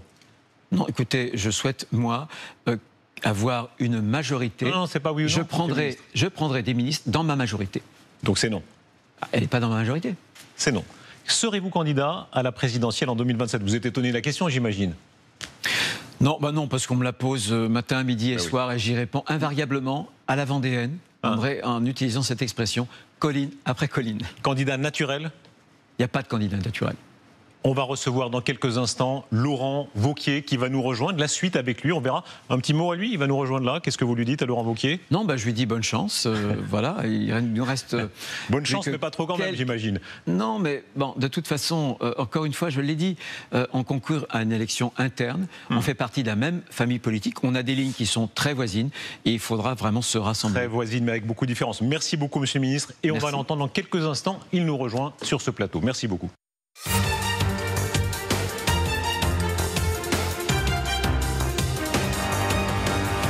Laurent Wauquiez, bonsoir. Bonsoir. Tout à l'heure, Bruno Retailleau vous a dit bonne chance. Vous pouvez lui répondre à distance? Bonne chance aussi et surtout soyons rassemblés. Avec autant de sincérité l'un et l'autre, évidemment. Je n'en doute pas et on le jugera dès le lendemain. Notre tirage au sort vous fait passer en second. On va voir ce qui vous différencie ou non de Bruno Retailleau. À l'instant, il répondait en quelque sorte au président de la République qui balayait l'idée du référendum sur l'immigration dans l'émission de TF1. Et Bruno Retailleau dit oui, un référendum sur l'immigration serait possible dès maintenant. Il donne un exemple très précis. Ce serait sur les allocations familiales notamment. Les étrangers arrivés sur le territoire ne la toucheraient pas aussi vite que maintenant. Est-ce que vous partagez cette possibilité ? Oui, c'est même une proposition que j'ai faite et souvenez-vous d'ailleurs on en avait parlé et je suis heureux que Bruno la reprenne et qu'on puisse la porter ensemble. Ma force évidemment, moi c'est ma liberté. Je ne suis pas au gouvernement et donc je peux imposer ça, y compris à un président de la République qui ne souhaite pas le faire. Je suis convaincu qu'il n'y a pas d'autre domaine que celui de l'immigration où il y a un tel contraste entre ce qu'attendent les Français et la réalité de ce que fait la classe politique. Et donc il faut qu'on bouge. Il faut qu'on secoue ça. Est-on arrivé au moment où la présence de Bruno Retailleau n'a plus de sens, notamment pour ce type de raison au gouvernement? Bon, Bruno Retailleau l'a lui-même dit, hein, il est ministre de l'Intérieur, il souhaite le rester, c'est sa priorité. Moi, ma conviction juste, c'est que ça n'est pas cumulable avec autre chose. Parce que l'explosion de l'insécurité, de l'immigration, fait du poste de ministre de l'Intérieur un poste à 100%. Ça n'est pas vrai de penser qu'on peut faire autre chose en même temps. Et la deuxième raison, mais on y reviendra, c'est que ma crainte, c'est que si le chef de notre formation politique est en même temps ministre dans un gouvernement sous la tutelle d'Emmanuel Macron, eh bien le risque c'est qu'on disparaisse petit à petit dans la Macronie. Et vous le voyez d'ailleurs, c'est que si jamais le chef de notre formation dit « moi je voudrais un référendum sur l'immigration », mais qu'Emmanuel Macron dit « circuler, il n'y a rien à voir », petit à petit, la parole des Républicains se dilue. Ça veut dire quoi? Ça restera un boulet selon vous en 2027 d'avoir été de ce gouvernement? Je pense qu'en tout cas c'est fondamental que la droite porte un projet de rupture. Et c'est la responsabilité du président des Républicains de porter ça. Jusqu'où va cette rupture? Prenons des exemples, si vous le voulez bien. Pardon de vous interrompre, mais entrons vraiment dans le concret des exemples. Par exemple, la nationalité, puisque vous partiez vous-même de là. Est-ce que la fin du droit du sol fait partie pour vous de ces possibilités? Le passage au droit du sang, Giscard l'avait dit il y a plus de 30 ans. Oui, mais je ne me contente pas de vous dire oui. Vous savez qu'à l'Assemblée, avec les députés de la droite républicaine, on a fait passer pour la première fois une limitation du droit du sol à Mayotte. C'est un bon exemple. Parce qu'on a un gouvernement... Extensible à tout le territoire national. Et l'objectif, c'est évidemment ensuite de l'étendre au territoire national. C'est ma bataille. Mais vous avez là une bonne illustration. On a un gouvernement dans lequel le Premier ministre a parlé de submersion migratoire. Et pour autant, ils ne font rien. Ils n'ont inscrit aucun texte de loi à l'agenda du Parlement sur ces sujets. Et si on regarde les chiffres, au cours des 12 mois qui viennent de s'écouler, jamais notre pays n'a donné autant de titres de séjour. C'est là où il y a l'utilité de cette répartition des tâches, entre d'un côté ce que peut faire Bruno au ministère de l'Intérieur, mais de l'autre côté, un président de parti qui lui est libre, indépendant, et peut mettre la pression face à un gouvernement, y compris quand il ne bouge pas. Libre, encore faut-il que ce soit faisable. Votre fameuse proposition pour envoyer à Saint-Pierre-et-Miquelon les étrangers sous OQTF dangereux. Vous avez vu, vous vous êtes fait remballer par à peu près tout le monde. Il y a eu le cœur contre vous. Est-ce que ça renforce l'argument notamment de vos concurrents du RN qui disent « vous les LR, vous n'avez que de la gueule ». En réalité, ça ne se fait pas. À chaque fois, ce sont des ballons d'essai. C'est bien ce que je regrette. Parce que cette proposition, elle est très facile à faire. Il suffit que le gouvernement le décide. Il n'y a pas besoin de changer une loi. Il n'y a pas besoin de changer une constitution. Il suffit juste de décider maintenant et dans 6 mois, vous avez un centre de reconduite à la frontière à Saint-Pierre-et-Miquelon, comme il y en a à la Guadeloupe. Laurent Wauquiez, ça n'a pas été la course dans votre propre parti pour vous soutenir sur ce coup-là. Franchement, je ne sais pas si vous avez vu la liste des soutiens, etc. Monsieur Rochebin, vous avez regardé 60% des Français partagent cette préoccupation. Vous avez raison, il y a en France, comme souvent, la cohorte de tous ceux qui veulent que rien ne change. Moi, je ne fais pas une campagne pour ne rien proposer. Je ne fais pas une campagne pour ne rien dire. Mais je veux qu'il y ait des résultats. Laurent Wauquiez, regardez ce qui s'est passé avec la loi immigration, première version, qui a été en grande partie retoquée par le Conseil constitutionnel. Vous n'avez pas fait un putsch, vous n'avez pas fait arrêter M. Ferrand. Le Conseil constitutionnel sera toujours là. En réalité, ces obstacles, ils sont là pour vous. Est-ce qu'on peut prendre un instant là-dessus? C'est le cœur de ma réflexion. Je suis convaincu que les Républicains doivent porter un projet de rupture avec un système institutionnel qui aujourd'hui nous condamne à l'impuissance. Et on le voit avec l'absence actuelle de résultats. Qu'est-ce que je veux dire par là? Aujourd'hui, entre la jurisprudence des juges suprêmes, la bureaucratie administrative qui a pris son indépendance, l'influence d'associations militantes d'extrême gauche financées par fonds publics sur le pays, tout est bloqué. La réflexion que moi je mène, qui est la même que celle du général de Gaulle, il faut qu'on arrive à faire sauter les verrous pour pouvoir faire en sorte d'à nouveau pouvoir agir dans le pays. Et si on ne va pas jusque-là, la droite n'aura jamais de résultat. Général de Gaulle, quelle époque? On se rappelle Mitterrand qui parlait de coup d'État permanent. C'est évidemment polémique, mais est-ce qu'il y a quelque chose comme ça dans votre idée, c'est-à-dire qu'on doit quasi changer de république? Mais ma conviction, c'est qu'il faut qu'on change les institutions pour retrouver le pouvoir d'agir. La différence, c'est que je veux qu'on revienne à ce qu'était l'esprit initial des institutions de la Ve. Et vous savez, c'est une des grandes leçons de l'histoire. Si vous voulez redresser un pays, il faut changer le cadre. C'est ce que fait Auguste quand il fonde l'Empire romain. C'est ce que fait Louis XI quand il sort la France de la guerre de 100 ans. C'est ce que fait Bonaparte. Est-ce que Trump vous inspire dans ce registre-là, cette façon d'envoyer balader un certain nombre de convenances? Tout à l'heure, avec Bruno Retailleau, on donnait l'exemple de Guantanamo. Évidemment, en Europe de l'Ouest, vous dites Guantanamo, à tort ou à raison, chacun est juge. C'est le fascisme, c'est insupportable. Effectivement, on est en dehors du droit en grande partie. Vous assumez ce genre de comparaison? Moi, il y a chez Trump une forme de vulgarité et de brutalité que je n'aime pas. Parce que je n'oublie jamais que la politique doit porter des idées fortes, mais aussi unir et réconcilier. Par contre, il y a un modèle. Là, vous faites du en même temps. C'est un modèle ou ça ne l'est pas. Vous me laissez juste finir ma phrase, vous allez voir que c'est pas trop mon genre, moi, le en même temps. Et que ma proposition n'est pas la dilution dans le macronisme, ni dans ce gouvernement, ni dans le projet que je veux. Mais il y a en revanche un modèle que je trouve très intéressant. La politique que mène Giorgia Meloni est un modèle, à mes yeux, pour la droite. Parce qu'elle, au moins, il n'y a pas seulement des paroles, il y a des résultats. Je vois ce qu'elle a fait sur l'immigration illégale, qu'elle a fait baisser de 65%.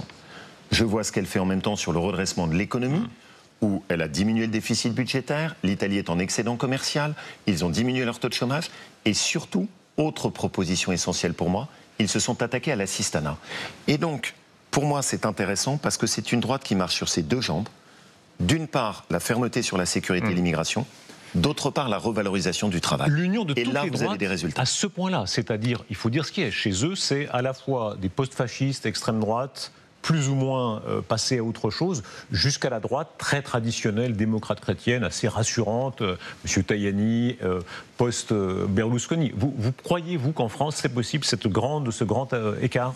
L'Italie, elle est très spécifique. Oui, mais elle est très spécifique par son histoire. Vous avez dit de Sarah Knafo et Édouard Philippe? Bien sûr. Non, je n'ai pas dit Édouard Philippe. Et croyez-moi, moi, ce ne sera pas Édouard Philippe. C'est jusqu'où alors? Parce que ce que je propose, c'est un duo avec Bruno Retailleau. Moi, je ne propose pas un duo. Sarah Knafo, jusqu'où? Moi, je ne propose pas un duo avec Édouard Philippe. Par contre. Jusqu'où vous n'avez pas répondu? Je vais vous répondre. J'ai dit de Gérald Darmanin à Sarah Knafo. Le projet que je veux porter, c'est le rassemblement de la droite. Parce que je suis convaincu que seul ça peut permettre le redressement de notre pays. Le rassemblement de la droite en fédérant des personnalités autour d'un projet Et tous ceux qui s'y retrouveront seront les bienvenus d'où qu'ils viennent. Laurent Wauquiez, puisque vous allez aux comparaisons, Milei, vous avez parlé de l'assistanat. On voit un exemple en Argentine, alors avec de la douleur sociale, ça ne se passe pas sans douleur, mais la fameuse tronçonneuse, c'est-à-dire qu'il taille franchement, il ne tourne pas autour du pot, la fameuse scène à Fuera où il arrache des ministères. Si vous étiez président de la République en 2027, est-ce que quelque chose ressemblerait à ça? Vous connaissez mon combat, oui, contre la bureaucratie administrative. Sujet que j'ai posé sur la table. Ces 1000 agences, ces 1000 organismes qui ne servent à rien, qui coûtent 80 milliards d'euros, qui pondent toutes ces normes, qui étouffent notre pays. Ça voudrait dire des fonctionnaires en moins, concrètement? Bien sûr. Combien? Quel pourcentage? Tout à l'heure, avec Bruno Retailleau, on voyait que même articuler un pourcentage en France, ça reste quand même, à tort ou à raison. Alors moi, je n'ai aucun problème. Combien alors? Dans ma région, j'ai baissé de 15% la dépense publique. 15%. Je considère que sur la durée, on a 1000 agences. Je souhaite qu'on en supprime les 2 tiers. Ça veut dire que le budget de 80 milliards pour ces 1000 agences, je veux qu'on le diminue de 50 à 60 milliards. C'est précis, je n'ai aucun problème à répondre. Ça veut dire quel pourcentage de fonctionnaires au total? Au total, on va dire qu'à mon avis, en France, il faut qu'on arrive à baisser à peu près de 5 à 10% la masse totale de la fonction publique. Mais ce que je veux soutenir, c'est qu'il faut taper sur la bureaucratie. La droite à laquelle je tiens n'est pas l'ennemi des services publics, c'est l'ennemi de la bureaucratie administrative. Et c'est ça ce qui est important, parce qu'à l'inverse, je veux des équipes dans les hôpitaux. Je veux des gendarmes et des policiers face à cette insécurité qui explose. Je veux aussi qu'on ait des enseignants pour enseigner à nos enfants. Mais le problème en France, c'est cette bureaucratie qui nous coûte une fortune et qui ne sert à rien. Laurent Wauquiez, la droite, assumée ou non, on voit aux États-Unis à quel point Trump, Vance, sur la question notamment du climat, de l'écologie, dit, en quelque sorte, eux n'ont pas peur de paraître climato-sceptiques. En France, à tort ou à raison, la droite classique a très peur de ça. Eux, ils disent forêt, forêt. On est quand même à l'autre extrême ici. Pour reprendre la fameuse formule de Pompidou, considérez-vous que sur l'écologie, on a trop emmerdé les Français? C'était ces mots sur l'administration en général. Oui, mais Pompidou, c'est la bonne référence. Parce que c'est le premier politique à poser le problème de l'écologie. Et il le dit en disant on ne fait pas de l'écologie en emmerdant les gens. Le problème, nous, c'est qu'on s'est soumis à une écologie qui est une pensée d'extrême gauche. Il parlait en général, l'administration, oui, bien sûr. C'est pas que l'écologie. Oui. Mais vous vous adressez à quelqu'un qui, dans sa région Auvergne-Rhône-Alpes, a toujours combattu ça. J'ai combattu les ZFE, qui sont une folie. Et qui consistent juste à expliquer à toute une partie du pays qui n'a pas les moyens de s'acheter une voiture électrique, qui ne pourront plus se faire soigner dans les grands hôpitaux de notre pays. Ça n'a pas de sens. Je voudrais revenir sur un point. Vous avez donc une écologie qui nous explique que le compter est un crime. Comment est-ce qu'il faut qu'on lave notre linge? Qu'est-ce qu'on a le droit de boire? Qu'est-ce qu'on a le droit de faire dans notre vie? Mais qui ne s'occupe pas de la première cause d'émissions de CO2 en France, les importations chinoises. Moi, je plaide pour le patriotisme écologique. En France, à chaque fois que vous remplacez des importations chinoises par de la production française, c'est ce que vous avez de mieux à faire pour l'écologie. Chacun a ses atouts et ses faiblesses. Vous invoquez parfois Jacques Chirac. Lui a été courageux. Il est allé, il a cohabité. C'était extrêmement risqué. Il est allé au charbon. Est-ce que vous reconnaissez que d'une certaine façon, Bruno Retailleau est allé au charbon, il y va, il prend des risques, et vous non? Non mais, pardon... qui est allé aux élections législatives? C'est autre chose, entrer en gouvernement. Dieu sait si vous avez hésité. On vous prête le fait d'avoir beaucoup louvoyé, d'avoir dit oui, non, j'entre au gouvernement. Il y est allé. Monsieur Rochebin, c'est quand même extraordinaire. C'était quand même, j'aime bien qu'on torde les choses. Mais donc maintenant en France, c'est pas courageux d'aller à une élection où tout le monde nous dit qu'on est perdant, mais par contre prendre un poste ministériel sous les ordres de la République, ça c'est courageux? Non. Je ne prends pas de leçon de courage. Je suis allé au combat des élections quand tout le monde disait que la droite était perdue. Aucun ténor de notre famille politique ne l'ont fait. J'ai géré ma région Auvergne-Rhône-Alpes pendant 8 ans et je ne l'ai pas géré en faisant des polémiques ou des phrases en l'air. Je l'ai fait avec des résultats. Seule région de France à ne pas avoir augmenté une seule taxe ou un impôt. Ma seule différence, c'est que je ne veux pas aller dans un gouvernement dans lequel on fait l'inverse des convictions qui sont les nôtres.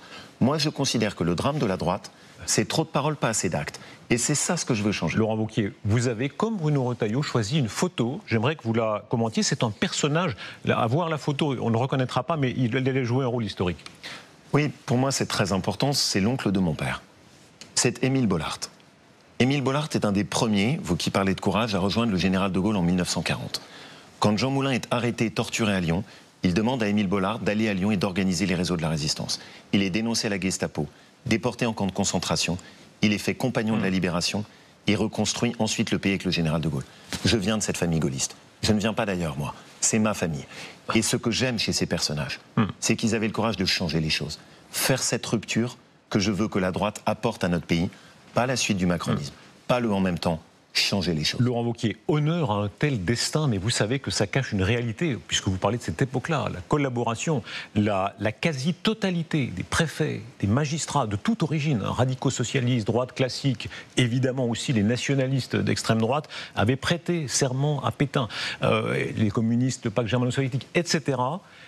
Qu'est-ce qui reste de ça? Évidemment, très longtemps, le RN a porté les stigmates de ça. Pour vous, est-ce que c'est terminé? Est-ce que oui ou non, l'extrême droite, appelons-la comme on voudra, ou la droite nationaliste, comme ils le disent, la droite nationale dans leur langage, porte encore les stigmates de 1945, 80 ans après? Alors, il y a deux questions dans votre question et je vais répondre aux deux.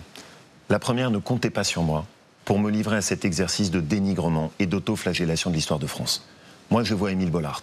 Je vois la résistance des habitants du Chambon-sur-Lignon chez moi qui ont sauvé les enfants juifs pendant la guerre. Admirable. Je ne supporte plus que maintenant, en France, l'habitude ce soit de dénigrer notre histoire. Je veux qu'on retrouve la fierté. Je veux qu'on retrouve l'honneur de ce qu'est la grande histoire de France, celle dont parlait Marc Bloch, qui est capable de s'émouvoir à la fois au Sacre de Reims et à la fête de la Fédération. Votre deuxième question, plus politicienne. Oui, je considère que le jugement moral consistant à expliquer que le RN est infréquentable parce qu'il serait crypto-fasciste n'a pas de sens. Et qu'aujourd'hui, ça n'est pas le sujet.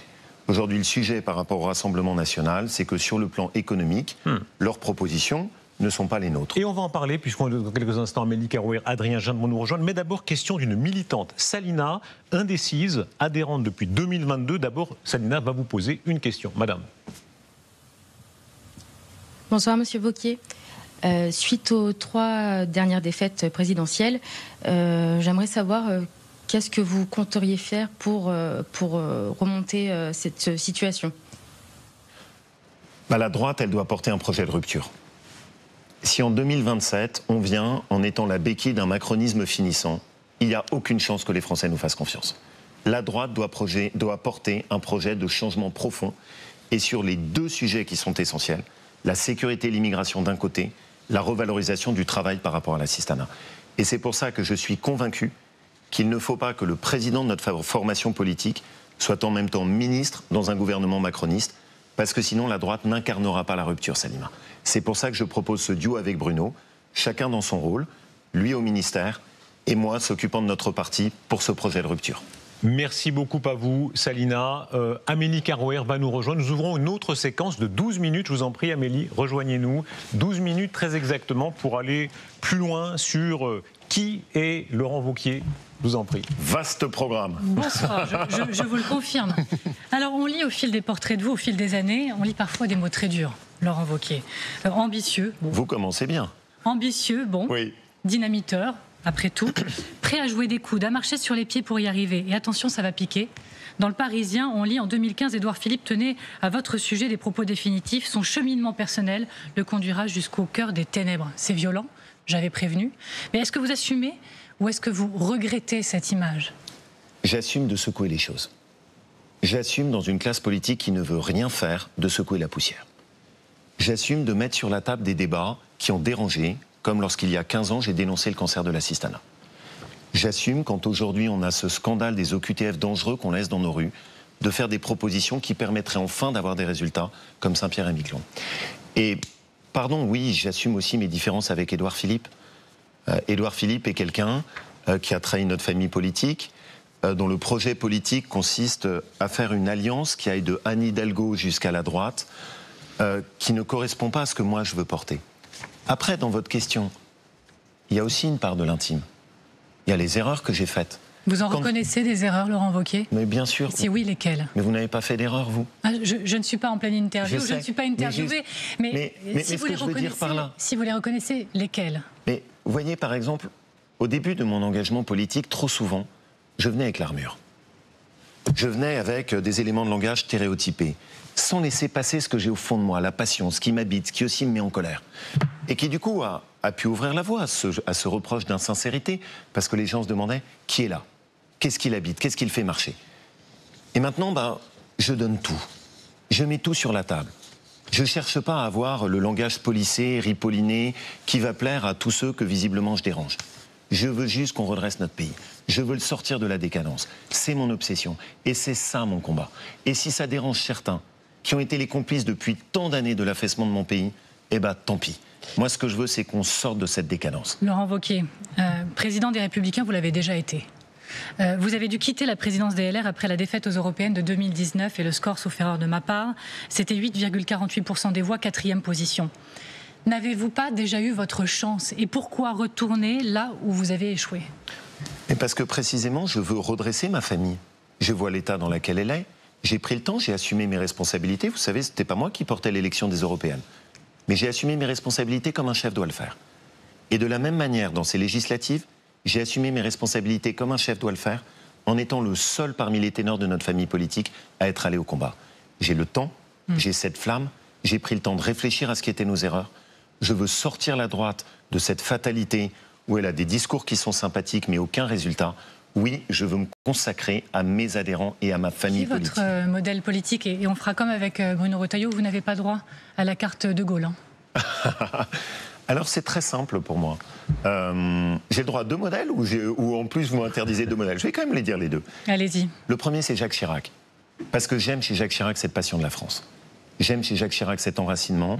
Et j'ai voulu mener une campagne comme les faisait Jacques Chirac. Et le deuxième, celui que tout le monde en ce moment oublie, mais moi je suis un fidèle en politique, c'est Nicolas Sarkozy. Nicolas m'a appris l'énergie, il m'a appris la volonté d'agir. Et je trouve qu'on est souvent trop injuste avec lui. Parce que la France, il y a 15 ans, se porter mieux que ce qu'elle est devenue aujourd'hui avec François Hollande et Emmanuel Macron. Vous parlez de votre fidélité en politique, mais vous savez très bien que vous avez été souvent l'objet d'un procès en zigzag idéologique. Je voudrais qu'on regarde l'image de vous, aux côtés de Jacques Barrot. On est en avril 2002 et vous êtes dans son bureau, à ses côtés, quand il découvre les résultats. Oui, Jean-Marie Le Pen est au second tour de l'élection présidentielle. L'image a été saisie par certains de nos confrères.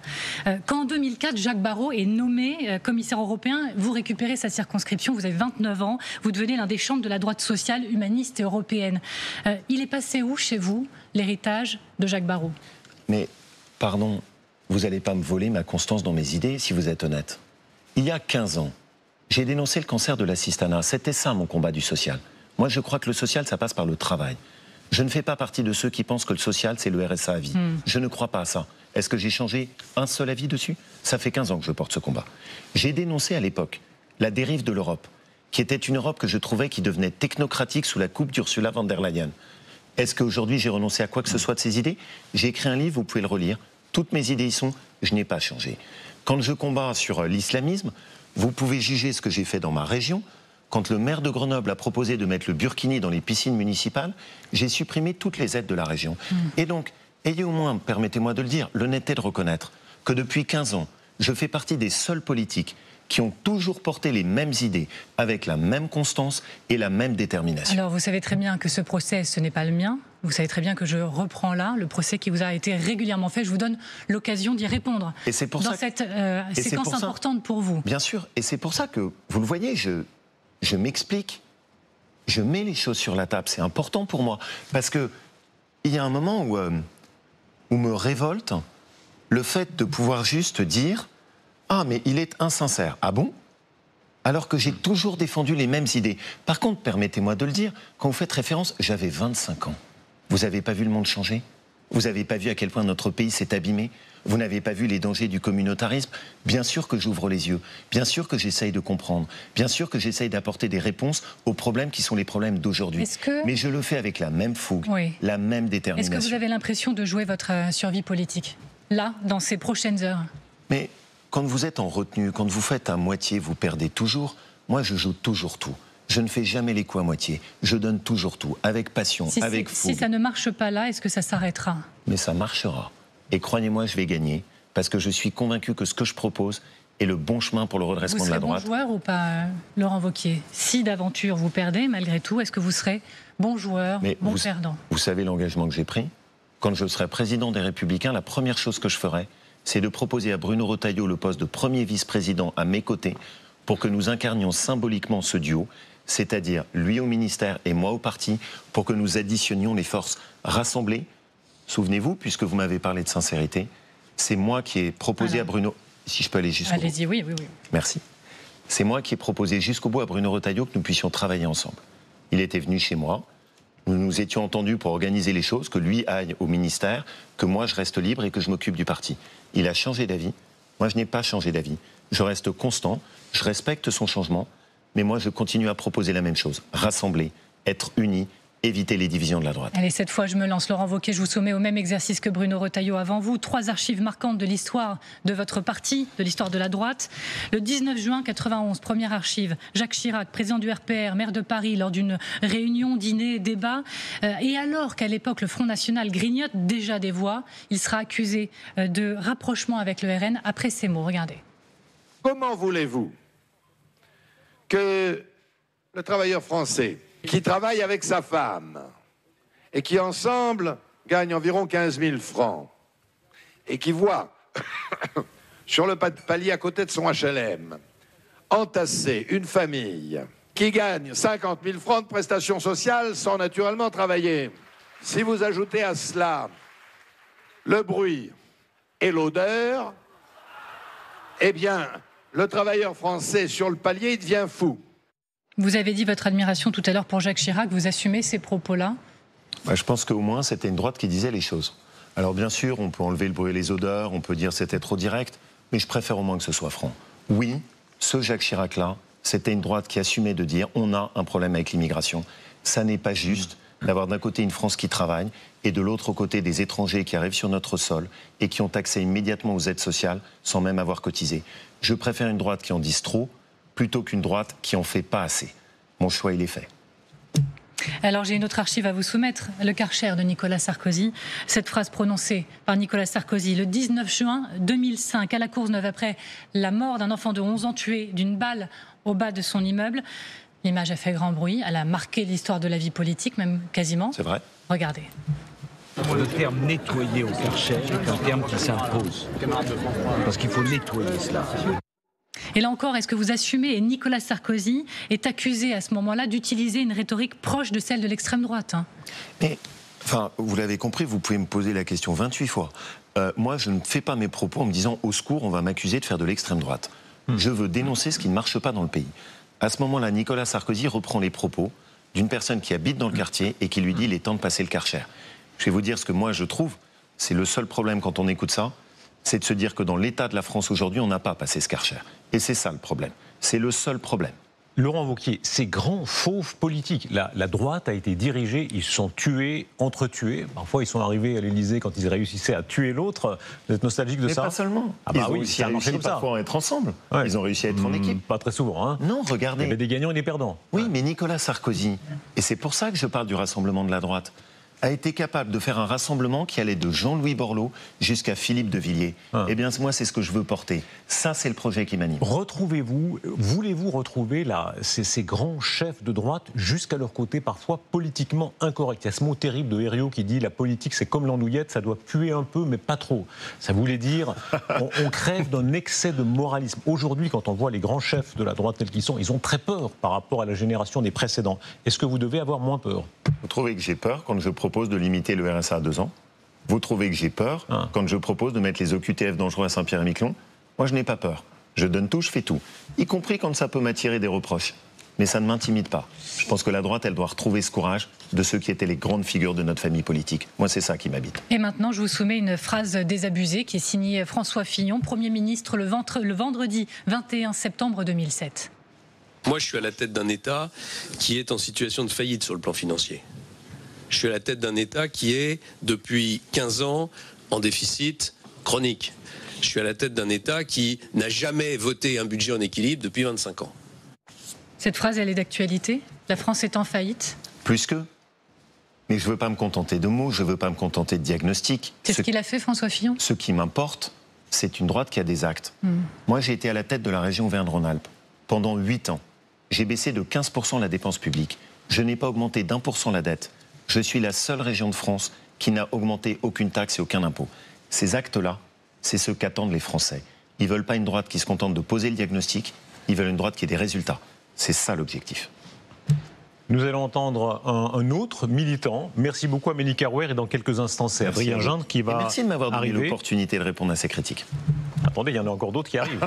Oh là, ça n'est qu'un début. Que c'était fini. Le procès n'est pas terminé. On n'est pas au bout du chemin. Le procès n'est pas terminé. On va passer la parole à Serge. Il a été dans le parti gaulliste, il s'en est éloigné, il y est revenu et lui aussi souhaite vous interpeller. Je vous en prie, Serge. Merci. Bonsoir, Monsieur Wauquiez. D'aucuns estiment que la France a besoin d'une immigration de travail. Lundi dernier, le Premier ministre britannique travailliste a décidé de drastiquement changer sa politique d'immigration, considérant que son pays ne pouvait plus absorber la main-d'œuvre étrangère, ni l'absorber, ni l'intégrer, peut-être encore moins l'assimiler. Les entreprises britanniques utilisent, comme vous le savez, beaucoup de main-d'œuvre mal payée, peu qualifiée, qui viennent d'étrangers et probablement ne s'appuient pas suffisamment sur la jeunesse britannique.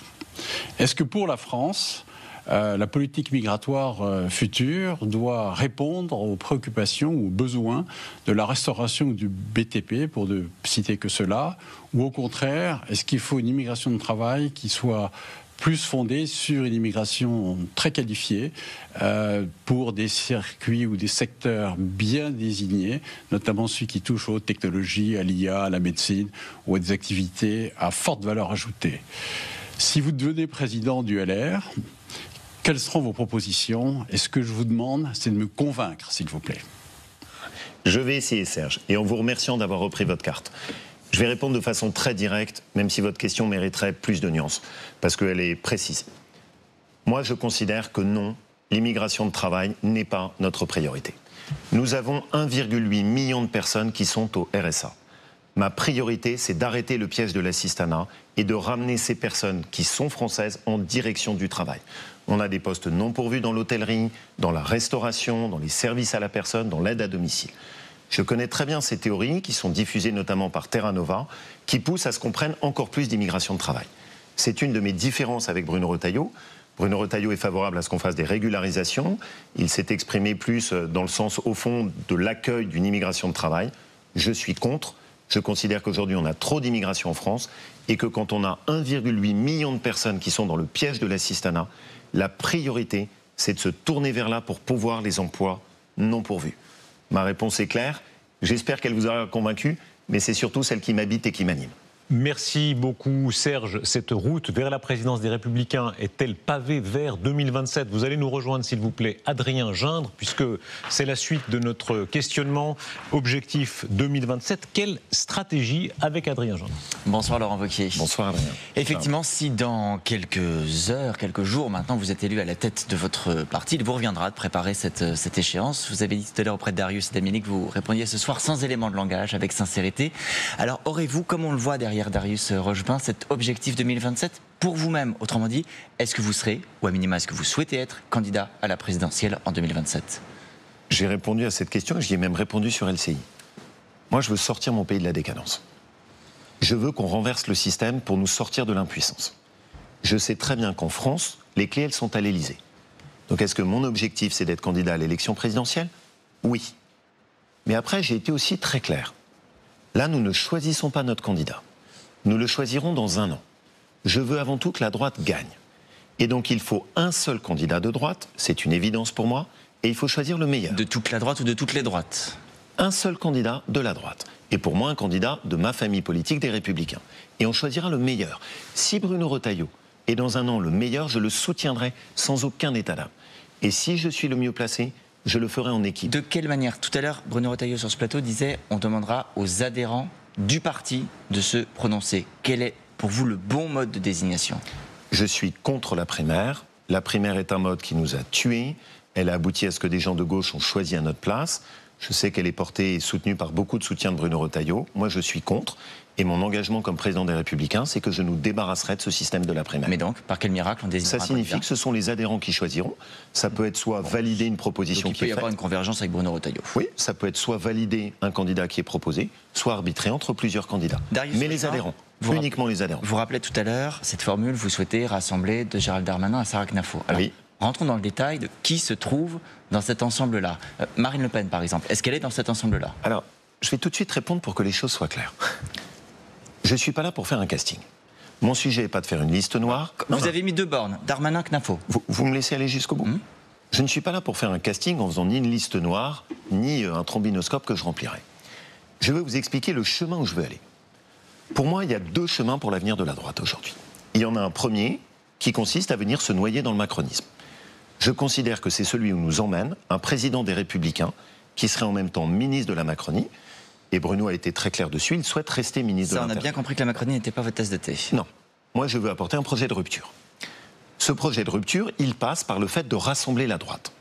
Rassembler la droite, ça veut dire rassembler tous ceux qui sont capables de se retrouver, toutes les figures qui sont capables de se retrouver autour d'un projet de droite. Je vais vous poser la question différemment. Est-ce que Marine Le Pen ou Jordan Bardella sont de droite? Mais vous avez eu la réponse, et d'ailleurs c'était sur votre émission, où Marine Le Pen interrogeait sur la question de savoir est-ce qu'il faut diminuer les effectifs de la fonction publique. Moi j'ai répondu. Elle a dit « Ah mais non, c'est un truc de droite ». Bon, et bien donc la réponse elle est là. Moi ce qui m'intéresse, c'est de dire simplement, et ce sera là-dessus vraiment ce que je veux partager, parce que c'est mon projet profond, toute personne, d'où qu'il vienne, qui adhère aux valeurs de la droite sera le bienvenu. Et les valeurs de la droite, ça veut dire deux choses, parce que c'est les deux qui redresseront la France. La première, c'est l'ordre, la sécurité, la lutte contre l'immigration. Et le deuxième, c'est la revalorisation du travail par rapport à l'assistanat, la lutte contre le gaspillage de l'argent. Mais pardon, Laurent Wauquiez, vous ne pouvez pas éviter une question aussi importante. Effectivement, le RN a un tel poids électoral. Oui ou non, une alliance avec le RN est-elle possible? La question que vous pose Adrien, évidemment, toutes celles et ceux qui nous écoutent ont envie d'avoir une réponse claire. Oui ou non? Mais ma réponse est très claire. Vous avez un RN qui est piloté par... Mais c'est oui ou c'est non? Mais je vous réponds non. Vous avez un RN qui est piloté par Madame Le Pen, et que je respecte, j'ai pas de problème avec ça, mais qui a un choix d'une politique économique qui n'est pas de droite. Moi, ce que je veux, c'est... Mais pardon, ça veut dire que c'est impossible, comme François Mitterrand a eu des ministres... ministres communistes. Non, mais soyons très concrets.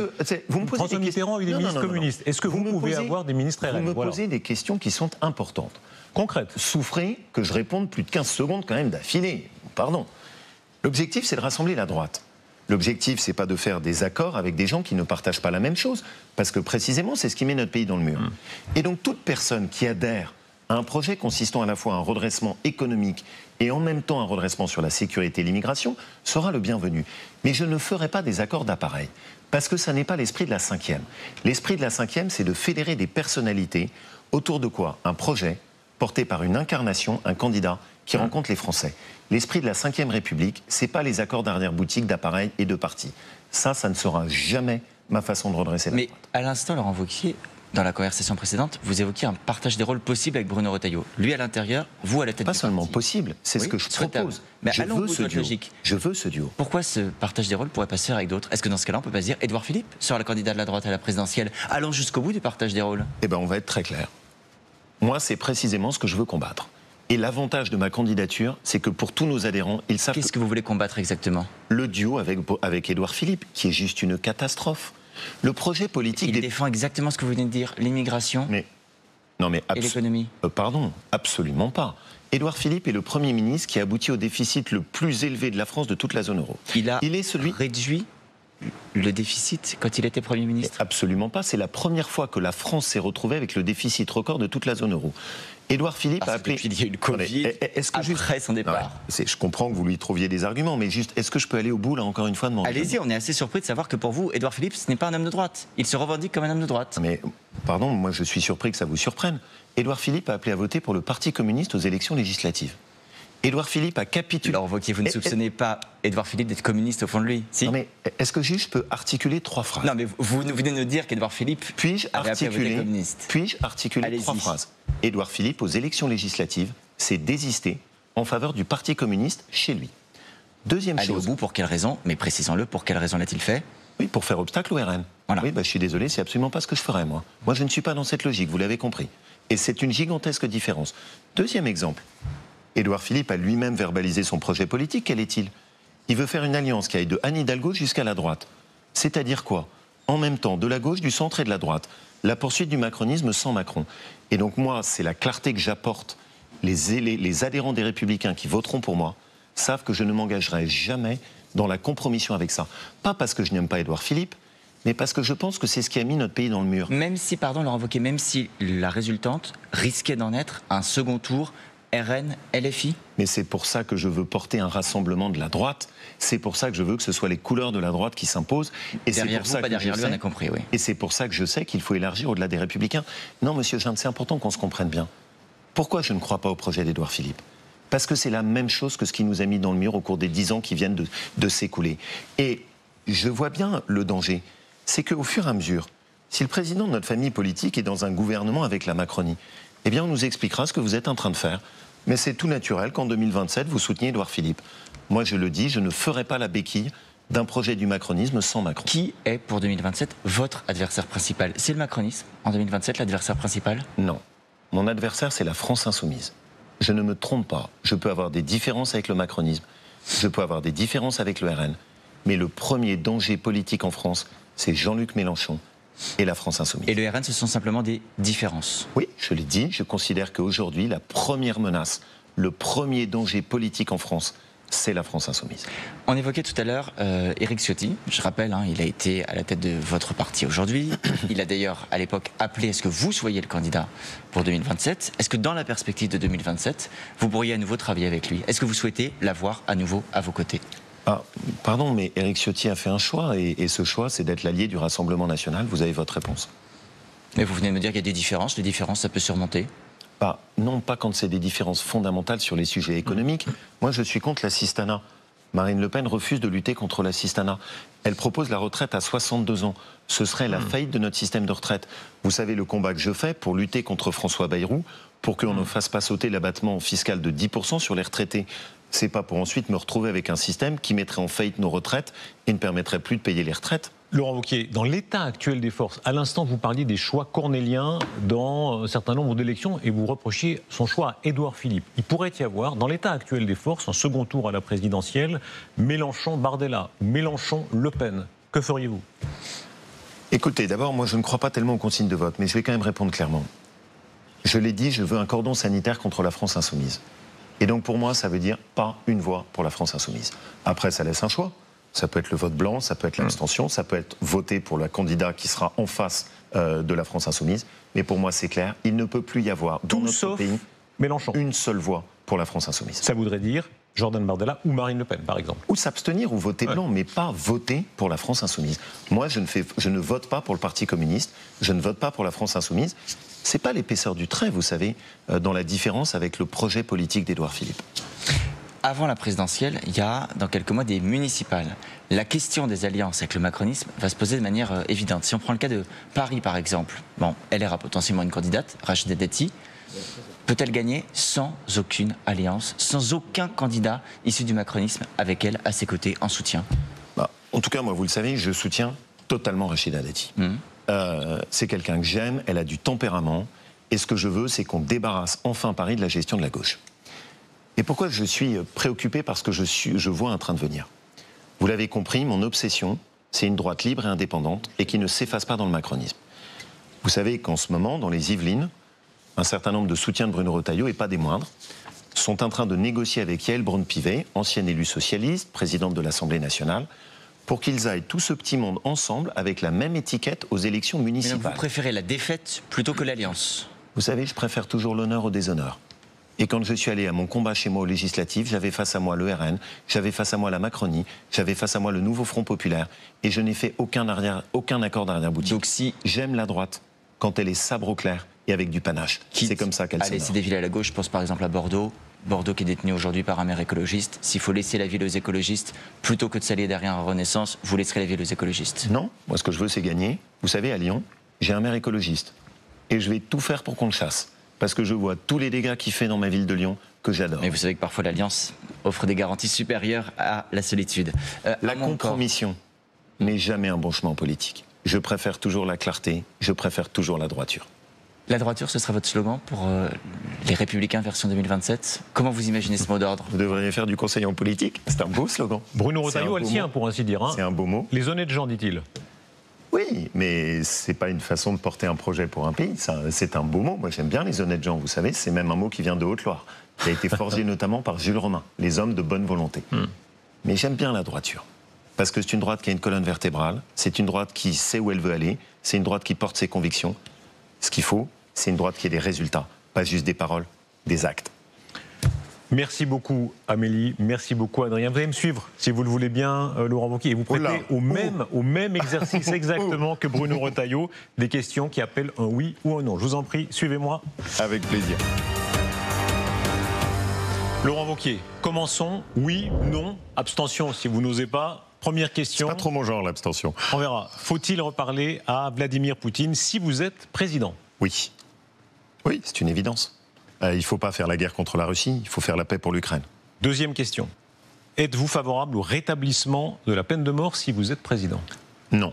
Mais par contre, je suis pour une ultra fermeté par rapport à tous les délinquants. Et notamment, vous connaissez mon combat contre les OQTF dangereux que je veux qu'on envoie à Saint-Pierre-et-Miquelon. Ça veut dire, dans tous les cas, vraiment, même les pires récidivistes? Oui, je vous ai répondu, c'est non. Faut-il créer des centres de rétention à l'étranger si vous êtes président? Vous y avez un peu répondu, mais ça veut dire de manière encore plus extensive. C'est oui, si c'est possible. Je constate juste que tous les pays qui l'ont tenté n'y sont pas arrivés. C'est pour ça que ma proposition à moi, c'est de les envoyer à Saint-Pierre-et-Miquelon pour qu'ensuite ils fassent le choix de rentrer chez eux. Modèle Mélanie, tenté par Mélanie, encore plus à l'étranger. Est-ce que ça, vous iriez jusque-là? Si c'est possible, oui, mais vous savez que Mélanie n'y est pas arrivée. Et donc, j'essaye, moi, d'être pragmatique. Je veux des résultats. Ce qui me choque, c'est que tout le monde s'accommode de laisser des OQTF dangereux dans nos rues et qu'on arrive à en reconduire même pas 10% dans leur pays. C'est pour ça que j'ai fait cette proposition qui, à mon avis, est plus intelligente, qui s'inspire du modèle australien. Vous mettez les OQTF dangereux dans un territoire où ils comprennent enfin que c'est la fin du laxisme. Faut-il légaliser la GPA? Non. Question suivante. Allez-vous donner à Charles Bietri, c'est l'émission avec le président de la République de mardi, allez-vous donner à Charles Bietri le droit de choisir le moment de sa mort si vous êtes président? C'est une question qui est tellement difficile. J'ai eu cet échange et vous savez, ça a été une discussion qui a été très poignante pour moi avec ma mère. Et avec cette interrogation sur la fin de vie. Moi, ce que je considère, c'est que la priorité d'abord, c'est les soins palliatifs. La priorité, c'est d'éviter l'acharnement thérapeutique. La priorité, c'est de donner la possibilité de faire des directives anticipées qui permettent d'expliquer ce qu'on veut faire au moment où cette question se posera. Et donc, mon choix, c'est la loi Leonetti. Et ce que j'espère, c'est qu'elle donne la possibilité de répondre au problème terrible qui est celui de Charles Bietri. C'est une énorme question de société. Et je pense que tout le monde dans sa famille est traversé par cette interrogation. La question suivante. Faut-il inscrire la règle d'or du déficit à 3% dans la Constitution, obligatoire, indépassable? Vous adressez sans doute au seul élu en France qui l'a appliqué pendant 8 ans dans la gestion de sa collectivité. Donc moi, je suis ultra partisan de ça. Ce serait un sacré changement. Oui, ce serait un gigantesque changement, mais au moins, ça met tous les politiques dos au mur. C'est-à-dire que ça permet enfin de comprendre que quand on gaspille l'argent public, on arrête de le prendre ensuite dans la poche des Français. Rendez-vous en 2032 si vous êtes tempérament auvergnat et rendez-vous en 2027. À voir. Et par la suite, faut-il revendiquer les racines chrétiennes de l'Europe? Si vous êtes président, soyons encore plus précis, on l'a été aussi avec Bruno Retailleau, l'inscrire dans la Constitution. Oui. J'ai été maire de Puy-en-Velay, point de départ de Saint-Jacques-de-Compostelle. Mais pas seulement les racines chrétiennes. Les racines aussi de l'Europe des Lumières qui nous a apporté l'émancipation des consciences, les racines de l'Antiquité merveilleuse, de la Grèce et de l'Empire latin, ce qui était inscrit à l'entrée de la Rome de l'Antiquité. À Rome, tu vis comme les Romains. En France, tu vis comme les Français. Question suivante. Oui, non, vraiment, essayons de tenir. Est-ce que vivre en France était mieux avant? Oui, mais ça n'est pas une nostalgie, ça doit être une promesse d'avenir. Ça veut dire qu'on peut retrouver la France qu'on aime et que celle-là, c'est une France qui réussit. La suite, est-ce que Marion Maréchal peut entrer dans votre gouvernement? Moi, je l'ai dit, je suis... non, oui, non, c'est pas moi je l'ai dit, oui, non.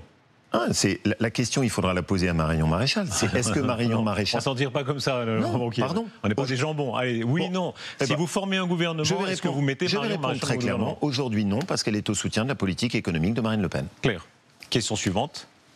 Serez-vous candidat à l'élection présidentielle de 2017, vous l'avez dit, est-ce que vous le serez dans tous les cas? On vous a beaucoup accusé dans votre vie de louvoyer. Amélie Carrère le rappelle. Non, pardon. Alors ne louvoyez pas. Est-ce que dans tous les cas, vous serez candidat? Non, parce que je ne veux pas faire perdre ma famille politique.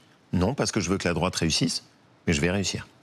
Merci beaucoup Laurent Wauquiez, merci aussi évidemment à Bruno Retailleau dans cette série des 2 entretiens enregistrés cet après-midi, émission spéciale. Merci beaucoup Pablo. Merci à vous.